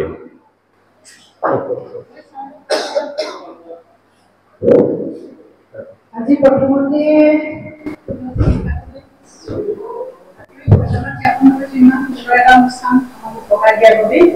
ধন্যবাদ মানে প্ৰশ্ন এটা আছে অভিজ্ঞান আৰু অনক্ৰিয়া এই দুইটা মানে ভাৰতীয় ধ্ৰুপদী সাহিত্যৰ পৰা চাৰে নামকেইটা দিছে কি কাৰণে কেলে দিলে মানে তেনেকুৱা নাম দুইটা মানে অভিজ্ঞানৰ শকুন্তলাৰ পৰা দিছে অভিজ্ঞানৰ শকুন্তলা অভিজ্ঞান হৈছে অনক্ৰিয়া হৈছে শকুন্তলা সখী গতিকে সেইটো কথা প্ৰথমতে কৈলো আৰু এটা সুখেই লওঁ লগতে ছাৰে কবিতা এটা লিখিছিলে ফেচবুকত পঢ়িছিলো হয় হয় স্পৰ্শৰ কি আছিলে নামটো স্পৰ্শৰ আন্তৰিকতা নোহোৱা হ'ল স্পৰ্শৰ আন্তৰিকতা নোহোৱা মানে মই কবিতাটো পঢ়ি অনুভৱ হৈছিলে ছাৰে আচলতে আপান কুমাৰ ছাৰে কোৱাৰ দৰে ছাৰৰ মাজত এটা বৰ ধুনীয়া অভিজ্ঞতা আছে নিশ্চয় বাস্তৱ অভিজ্ঞতা এটা আছে সেইটো হৈছে ছাৰে নিজে স্পৰ্শৰ যিটো কথা ক'লে সেইটো বিশ্লেষণ কৰিলে লগতে কিন্তু ছাৰে মানসিকভাৱেও আনৰ সুখ দুখ আবেগৰ প্ৰতি স্পৰ্শ কৰিব পৰা এজন ব্যক্তি মই নিজে এবাৰ মানে কিবা কিবি অকণমান মানে ষ্টেটাছত কবিতা লিখি থাকোঁ মাজে মাজে প্ৰকৃতিৰ কিবা কিবি চৰাই চিৰিকটি কিবা প্ৰকৃতিৰ অনুভৱবিলাকে আমাক কিবা দুখ দিয়ে তেনেকুৱা ধৰণৰ কিবা কিবি লিখি আছিলোঁ ঋতুবিলাকে বিভিন্ন অনুভূতি দিয়ে ছাৰে এদিন মোক ক'লে নন্দিতা তোমাৰ কবিতাবোৰ মই বৰ দুখ বিচাৰি পাইছোঁ তুমি কবিতাবোৰ লিখি নাথাকিবাচোন দুখৰ কবিতা বেছি লিখি হয় ছাৰে কৈছিল তেনেকৈ মোৰ এতিয়া মই নিজৰ ষ্টাইলৰ মনত ভাবিলোঁ ছাৰে মানে স্পৰ্শ কেনেকৈ ছাৰক ফলত কৰিছে যেন প্ৰশ্ন যিহেতু সুধিছে মানে দৃষ্টিভংগীটো অনন্য মানে তাত যিখিনি কথা কোৱা হৈছে কবিতাটোত সেইটো মানে হয় হয় এটা দাবীয়ে আছে আমাৰ আমি হাজৰিকা ছাৰৰ কলমেৰে এখন কবিতা পুথি আমি এবছৰৰ ভিতৰত পাব লাগিব সকলোৰে দাবী যদি আছে হাত চাপৰি মাৰক নন্দিতা আৰু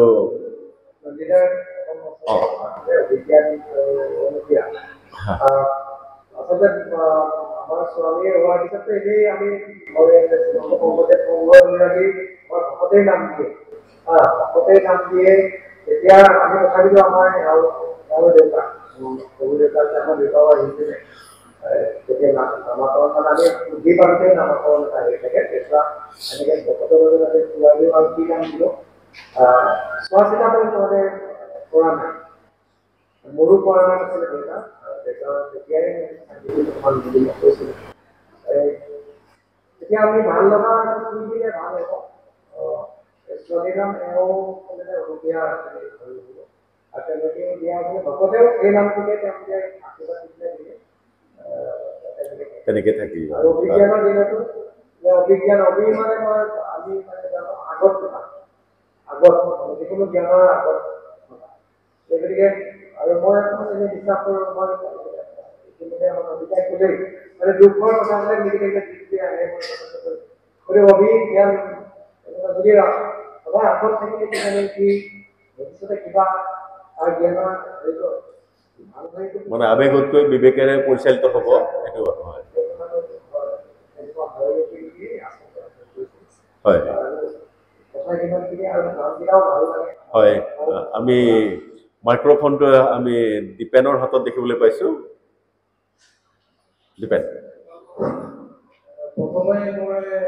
কুমাৰ ছাৰক ইমান ধুনীয়া অনুষ্ঠান এটা আমাক উপস্থাপন কৰাইছে ধন্যবাদ জ্ঞাপন কৰিছোঁ মই হাজৰিকা ছাৰক কথা এটা মানে সুধিব বিচাৰিছোঁ হাজৰিকা ছাৰে উল্লেখো কৰিছে দৰং মহাবিদ্যালয় জিঅ'গ্ৰাফী ডিপাৰ্টমেণ্টটোৰ যিটো পৰিৱেশ এই মহাবিদ্যালয়ত ময়ো অধ্যয়ন কৰিছিলোঁ সেইটো ডিপাৰ্টমেণ্টৰে আছিলোঁ আৰু ছাৰে কোৱাৰ দৰে আমাৰ মহাবিদ্যালয়ত জিঅ'গ্ৰাফী ডিপাৰ্টমেণ্টটো এই পৰিৱেশটো আজিলৈকে তেনেকুৱা হোৱা নাই আৰু হোৱা নাই তাৰপৰা ছাৰক এটা কথা সুধিব বিচাৰিছোঁ আমি মাজে মাজে ছাৰক প্ৰশ্ন কৰোঁ ছাৰক বিশেষকৈ মই কৰোঁ কেতিয়াবা ডিব্ৰুগড়লৈ গৈ থাকোঁতেও কৰোঁ মন্ত্ৰী নোহোৱালেও কৰে ছাৰৰ ইমান যোগ্যতা থকা স্বত্বেও ছাৰক বিভিন্ন মহাবিদ্যালয়তো আমি অধ্যক্ষ পদৰ বাবে আবেদন কৰিব ক'লেও ছাৰে হ'ব দিয়া বুলি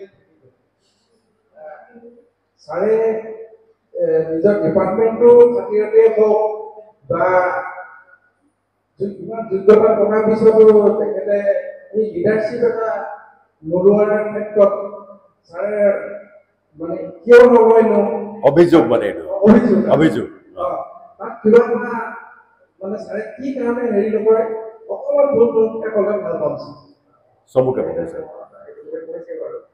আচলতে আমাক এতিয়াও কৈ থাকে বা এতিয়াও কৈ থাকে মোৰ হিল কলেজলৈও মাতিছিলে তাৰপিছত এইফালে ধেমাজিৰ এখন কলেজ আছে আৰু মোৰ নিজৰ কনফিডেঞ্চ আছে মই দিলে ভাল আছিল কিন্তু মই মানে কি চাওঁ যে এই মহাবিদ্যালয়ৰ অধ্যক্ষ হিচাপে যিখিনি কৰিব পৰা হেৰি আছে তাতকৈ মই এইটোত অকণমান বেছি স্বাধীনচিতীয়াভাৱে কৰিব পাৰিব ফেমিলিক সময় দিবৰ কাৰণে ফেমিলিক আমাৰ এইকাৰণে নতুন যিসকল আহিছে তেওঁলোকে সদায় ফেমিলিক সময় দিব নিজৰ পৰিয়ালক সময় দিব লাগে যিমান কষ্ট হয় ফেমিলিটোৱে প্ৰথম আধাৰ এই ফেমিলিক সময় দিব নোৱাৰিম বুলিয়েও মোৰ এটা আইডিয়া হয় মানে তাত যোৱাৰ লগে লগে মেকানিকে লৈছে দেখি আছে কিমান বিভিন্ন ধৰণৰ যেতিয়া এজন অধ্যক্ষ হ'ব গতিকে সেই ইমানখিনিয়ে নগৈ মই নিজৰ যিমানখিনিকে মই ছেটিছফাই হ'ব পাৰোঁ সুখী হ'ব পাৰোঁ সেইখিনিতে বিচাৰি আছোঁ আৰু ভৱিষ্যতেও যিমানখিনিকে সকলোকে হয় তো আৰু নিশ্চয় প্ৰশ্ন নাই আমি অনুষ্ঠানটো প্ৰায় মানে শেষ বিন্দুত উপস্থিত হৈছোঁহি আমাৰ শ্ৰুতশ্ৰেণীৰ হাতত মাইক্ৰফোন দেখিছোঁ ময়ো সকলোৰে ময়ো মোৰ ফালৰ পৰা ধন্যবাদ দিছোঁ ইংৰাজী বিভাগক আজি অনুষ্ঠানটো আমাক উপহাৰ হিচাপে দিয়াৰ বাবে আৰু থেংক ইউ ধন্যবাদ দিছোঁ খুব সুন্দৰকৈ আমি যেতিয়া পডকাষ্টটো চেষ্টা লাগিলে থেংক ইউ ছ' মাছ খুব সুন্দৰকৈ কৈছে আপুনি আৰু ডক্টৰ ৰাজেন্দ্ৰ ছাৰক মই আচলতে প্ৰশ্ন নাই ছাৰে যিখিনি কথা ক'লে মই দেখি পাইছোঁ কিন্তু যিখিনি কথা ক'লে তাৰ লগত মই অকণমান সংযোগ কৰিব বিচাৰিছোঁ ছাৰে যে ক'লে তেওঁ এজন হ'লেও কাৰোবাক নকৰি ভাল পায় একেবাৰে নিশ্চয় কাৰণ মই NSSৰ কাৰ্যবিলাক কাৰ্যসূচীবোৰ কৰি কেতিয়াবা এটা অসুবিধা হৈছে তেনেকুৱা অসুবিধাৰ মাজতে কেতিয়াবা বিশেষকৈ আমাৰ এজন ছাত্ৰ বাহিৰলৈ যাবলগীয়া হৈছে সেই সময়ত মই ছাত্ৰজনৰ বাবে অকণমান আৰ্থিক সহায় দিব পাৰোঁ নেকি সেই বিষয়ে চিন্তা কৰি আছিলোঁ আৰু গৈ থাকোঁতে মই লগ পালোঁ আমাৰ ৰবীন গগৈ ছাৰে মোক সুধিলে কি চিন্তা কৰি আছে মই সুধিলোঁ ছাৰ এনেকুৱা কথা লগতে ছাত্ৰজনক লৈয়ে গৈছোঁ ছাৰে এনেকৈ কথা পইচা মোক দিয়ে তাৰপিছত মই ক'লোঁ যে থেংক ইউ দিছোঁ কিন্তু মই মানে সেইমত আবেগিক হৈ গৈছোঁ যে কৈছোঁ এই কথাটো বুজাই নাই তেওঁ লগতে দিছে তাৰপিছত মই ছাত্ৰজনক লৈ ছাৰৰ ওচৰলৈ গৈছোঁ ছাৰ মনত আছে চাগে সেইটো আৰু কোৱাৰ লগে ছাৰক ক'লোঁ ছাৰে লগে লগে অকল ছাৰে নহয় ছাৰে অচুতত ছাৰৰ লগত কথা পাতিছে মমতা বাইদেউৰ কথা পাতিছে আৰু ছাৰে লগে লগে বিচৰাতকৈ বেছি মই এমাউণ্টটো নকৰালৈকে তেওঁলোকে লগে লগে কিন্তু দিয়া প্ৰতিশ্ৰুতি দিয়াৰ ছাৰে লগে লগে বাইদেউৰ পইচাটো আমাৰ হাততে তুলি দিলে ছাত্ৰজনৰ বাবে আৰু সেই কিন্তু সঁচাকৈ আমি প্ৰতিদিনে আচলতে মানুহক চিনি পাই গৈ থাকোঁ সেইদিনাখনো ছাৰ হৈ মহানুভৱতাক চিনি পাইছিলোঁ আৰু মোৰ প্ৰিয় প্ৰথমৰ পৰাই কলেজত সোমোৱাৰ পিছৰ পৰাই বিভিন্ন ক্ষেত্ৰত চাই কিন্তু সহযোগিতা বা অনুপ্ৰেৰণা জনাই আহিছে আৰু সেইটো আজি মই এই সুযোগতে ক'বলৈ পাই ধন্যবাদ ছাৰকো আন্তৰিক কৃতজ্ঞতা জ্ঞাপন কৰিলোঁ তেওঁ এই যিটো মহানুভৱতা আমাক সহায় কৰে সেইটো সদায় আগবঢ়াই নিয়ে আৰু ছাৰে আগ্ৰহ আমালৈ প্ৰিয় ধন্যবাদ ধন্যবাদ শ্ৰুতশ্ৰেণী শেষত আমি তুলসী সোণোৱালৰ কিবা সুধিবৰ মন গৈছে যেন পাইছোঁ। নমস্কাৰ। প্ৰথমে ইংৰাজী বিভাগক ধন্যবাদ জ্ঞাপন কৰিছোঁ। খুব এটা সুন্দৰ অনুষ্ঠান আয়োজন কৰিছে। দ্বিতীয়তে আমি একে সহযাত্ৰী ডিব্ৰুগড়ৰ পৰা অহা যোৱা কৰোঁ। গতিকে ছাৰৰ ডক্টৰ ৰাজীৱ হাজৰিকা ছাৰ বুলিলে যি এটা ইমেজ আমাৰ মনলৈ আহে, সেই গোটেই ইমেজটো আমাৰ এই অনুষ্ঠানটোত উজলি উঠিছে। কিন্তু আৰু এটা কথা থাকি গৈছে বুলি ভাবিছিলোঁ, সেইটো হৈছে ছাৰে যিহেতু অলপ আগতে কিছু কথা কৈছিলে, তেওঁ প্ৰেডিকশ্যনখিনি খুব শুদ্ধ। ভৱিষ্যতৰ কাৰণে তেওঁ তেনেকুৱা ধৰণৰ প্লেনিং কৰিছে, ভৱিষ্যতৰ পৰিকল্পনা। আৰু আমাৰ এই কলেজখনৰ সম্পৰ্কেও তেওঁ কিবা পৰিকল্পনা আছে আৰু ব্যক্তিগত কি পৰিকল্পনা আছে, সেইখিনিয়ে মই ভাবোঁ ছাৰৰ পৰা জানিবলগীয়া আছে। এইটোৱে আছিলে মোৰ প্ৰশ্ন। ধন্যবাদ। ধন্যবাদ জনাইছোঁ। মোৰ ব্যক্তিগত কথা মই ব্যক্তিগত কথাখিনি ক'ব বিচাৰিছোঁ। ব্যক্তিগত মোৰ এটা মানে পৰিকল্পনা আছে। মই এখন মানে স্কুল বিদ্যালয় এখন আৰম্ভ কৰিব বিচাৰিছোঁ। পৰিকল্পনা আছে, কিন্তু এইটো প্ৰফিট অৰিয়েণ্টেড নহয়। মানে এনেকুৱা মানে সেৱাৰ মনোবৃত্তিৰে আৰম্ভ কৰিছে আৰু সেই অনুষ্ঠানটো ভালকৈ চলি থাকিব আৰু তাত যিসকল জড়িত হ'ব তেওঁলোকে ভালদৰে চলি থাকিব পৰা আছে। এইখিনি কাম আগবাঢ়িছে, মাতৃ কামখিনি আগবাঢ়িছে। মই বাঢ়ি কৰি হয়, কিছু কিছু গম পাইছোঁ ছাৰ আপোনাৰ পৰিকল্পনাৰ বিষয়ে। মই শিক্ষকৰ পইচা এডুকেশ্যনটো জানে ঋণ ল'ব লাগে, গতিকে তেনেকুৱা ধৰণে আগবাঢ়ি গৈ আছোঁ আৰু এইটো এসময়ত হ'ব বুলি আৰু সেইটো এটা। আৰু ২ নম্বৰ আছে এনে মানে এটা কোচিং চেণ্টাৰ মানে এনেকুৱা গাঁৱত থকা টেলেণ্টসকলক উলিয়াই আনি পেলাই কৰিব পৰা। কিন্তু মোক ডেভেলপমেণ্ট কৰিব লাগিব, স্বাস্থ্যই সুযোগ দিয়ে নে নিদিয়ে সেইখিনিও কথা থাকিব। তেনেকুৱা ধৰণৰ এটা পৰিকল্পনা আছে। তাৰপিছত মহাবিদ্যালয়খনত বহুত ভাল পাওঁ আৰু কিবা কিবি বেয়া দেখিলে নিজৰ মনতে কান্দি থাকোঁ, নিজে আৰু ভাল কৰিব পৰা সুবিধা পোৱা হ'লে যথেষ্ট মানে মানুহৰ পইচাতকৈও আচলতে হেৰিটো লাগে, কাম কৰিবলৈ যিটো স্বাধীনতা থাকিব লাগে, থাকিব লাগে। ভৱিষ্যতে যদি তেনেকুৱা সহায় সহযোগ থাকে, আমাৰ মহাবিদ্যালয়খন বহুত ভাল কৰিব পৰা ধেৰ আছে। মই নিজৰ বিভাগটো কথাই নকওঁ, আমাৰ যিকোনো মহাবিদ্যালয়ত পঢ়ি আহিছে তাৰ যিটো চেবা, সেই তেনেকুৱা ধৰণৰ কৰিবলৈ আমাৰ বহুতখিনি কৰিবলৈ আছে। যিখিনি আছে ডিপাৰ্টমেণ্ট সেইখিনিকে আমি বহুত ওপৰলৈ লৈ যাব পৰা ব্যৱস্থা। হয় ছাৰ, আপোনাৰ পৰিকল্পনা যি আপুনি কৰিছে সেইখিনি আপুনি সফল হওক। আমি খুব সম্ভৱ আৰু প্ৰশ্ন নাই বুলি ভাবিছোঁ, গতিকে ইয়াতে আমি অনুষ্ঠানটো সামৰিব লাগিব। 1 ঘণ্টাৰো অধিক, প্ৰায় 10 মিনিট সময় আমি পাৰ কৰিছোঁ তেখেতৰ লগত কথা বাৰ্তা কৰি। মই শেষত আমাৰ Gangotri Gogoi, coordinator of beyond the circle, তেওঁক ভোট অফ থেংকছ দিবৰ বাবে আমন্ত্ৰণ জনোৱাৰ আগতেই তেওঁ আহি থাকক গংগোত্ৰী। আমাৰ আমন্ত্ৰণ ৰক্ষা কৰিছে আৰু আপুনি আহিলে আমাৰ এই টি টাইম টকলৈ, তাৰ বাবে আপোনাক ধন্যবাদ জনাইছোঁ। আপোনাৰ পৰা বহুতখিনি কথাই গম পালোঁ। আপোনাৰ পিতৃ মাতৃৰ শ্ৰীচৰণত আমি শ্ৰদ্ধাঞ্জলি জনাইছোঁ। আপোনাৰ ভৱিষ্যত পৰিকল্পনাবিলাক সফল হওক তাৰ কামনা কৰিছোঁ। সুস্বাস্থ্যৰ গৰাকী হৈ থাকক আপুনি, আৰু আপোনাৰ যি মানৱ সেৱাৰ যাত্ৰা তাক আপুনি অব্যাহত ৰাখক। কুৰ্তা পেণ্টত আজি আপোনাক খুব গৰ্জিয়াছ লাগিছে ছাৰ, ক'বলৈ পাহৰি থাকিলে, ভাল লাগিলে। গতিকে আৰু ইয়াৰ পাছতো আমি এই অনুষ্ঠান আগবঢ়াই গৈ থাকিম। আমি অনুসন্ধান কৰি আছোঁ আমাৰ নেক্সট স্পন্সৰ কোন হ'ব।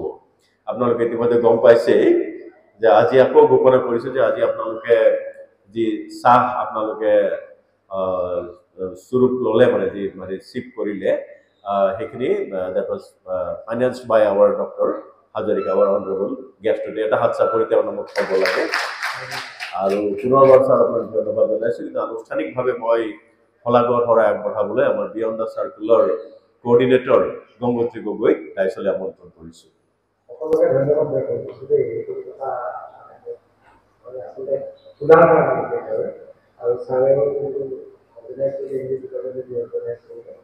আৰু সাংবাদিক ভৱিষ্যত চলি থাকিব এটা ভাল তেনেকৈ ধৰণৰ এটা নজিৰ হিচাপে আৰু এটা বহুত বহুত ধন্যবাদ ছাৰ, বহুত বহুত। আমি মানে সকলোকে জানিবৰহে চেষ্টা কৰি আছোঁ, সেয়াই প্ৰয়াস টি টাইম টকৰ। Gangotri. Good afternoon, everyone. So I actually come to the close of the very first edition of our Tea Time Talk. So it is my pleasant duty to offer the word of thanks on behalf of the Department of English. So first and foremost, I would like to express my heartfelt gratitude to our respected Dr. Rajesh Hazarika sir for gracing this occasion with his inspiring presence and engaging very excuse me, and engaging us with a very nice words and your thoughtful insights and your reflections have not only enlightened us but also allowed us to know you in a better way. So we have known you beyond your professional role, and so we have known you as someone who values ideas, who values human connection, and it is indeed a privilege to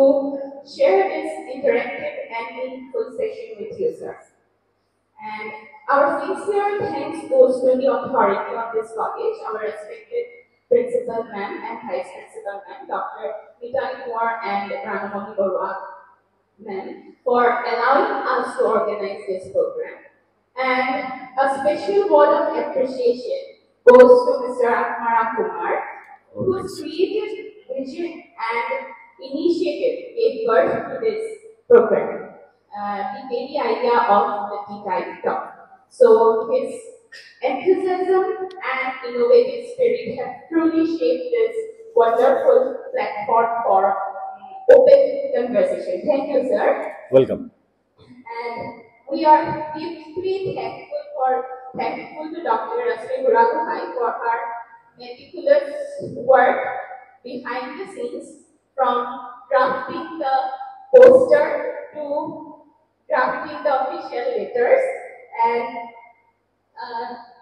handling every bit of paperwork. So thank you, ma'am. And our heartfelt thanks goes to our HOD of our department, Dr. Monalisa Kumar, for her constant encouragement and guidance. And my gratitude also goes to Priyanka Das for her excellent coordination and management throughout the program, ensuring every detail was smoothly executed. And especially a warm mention to Dr. Pragya Khudgan and Atanu Bora for lending their helping hand with the arrangements, even from the fitting to the camera and the tripod and all the technical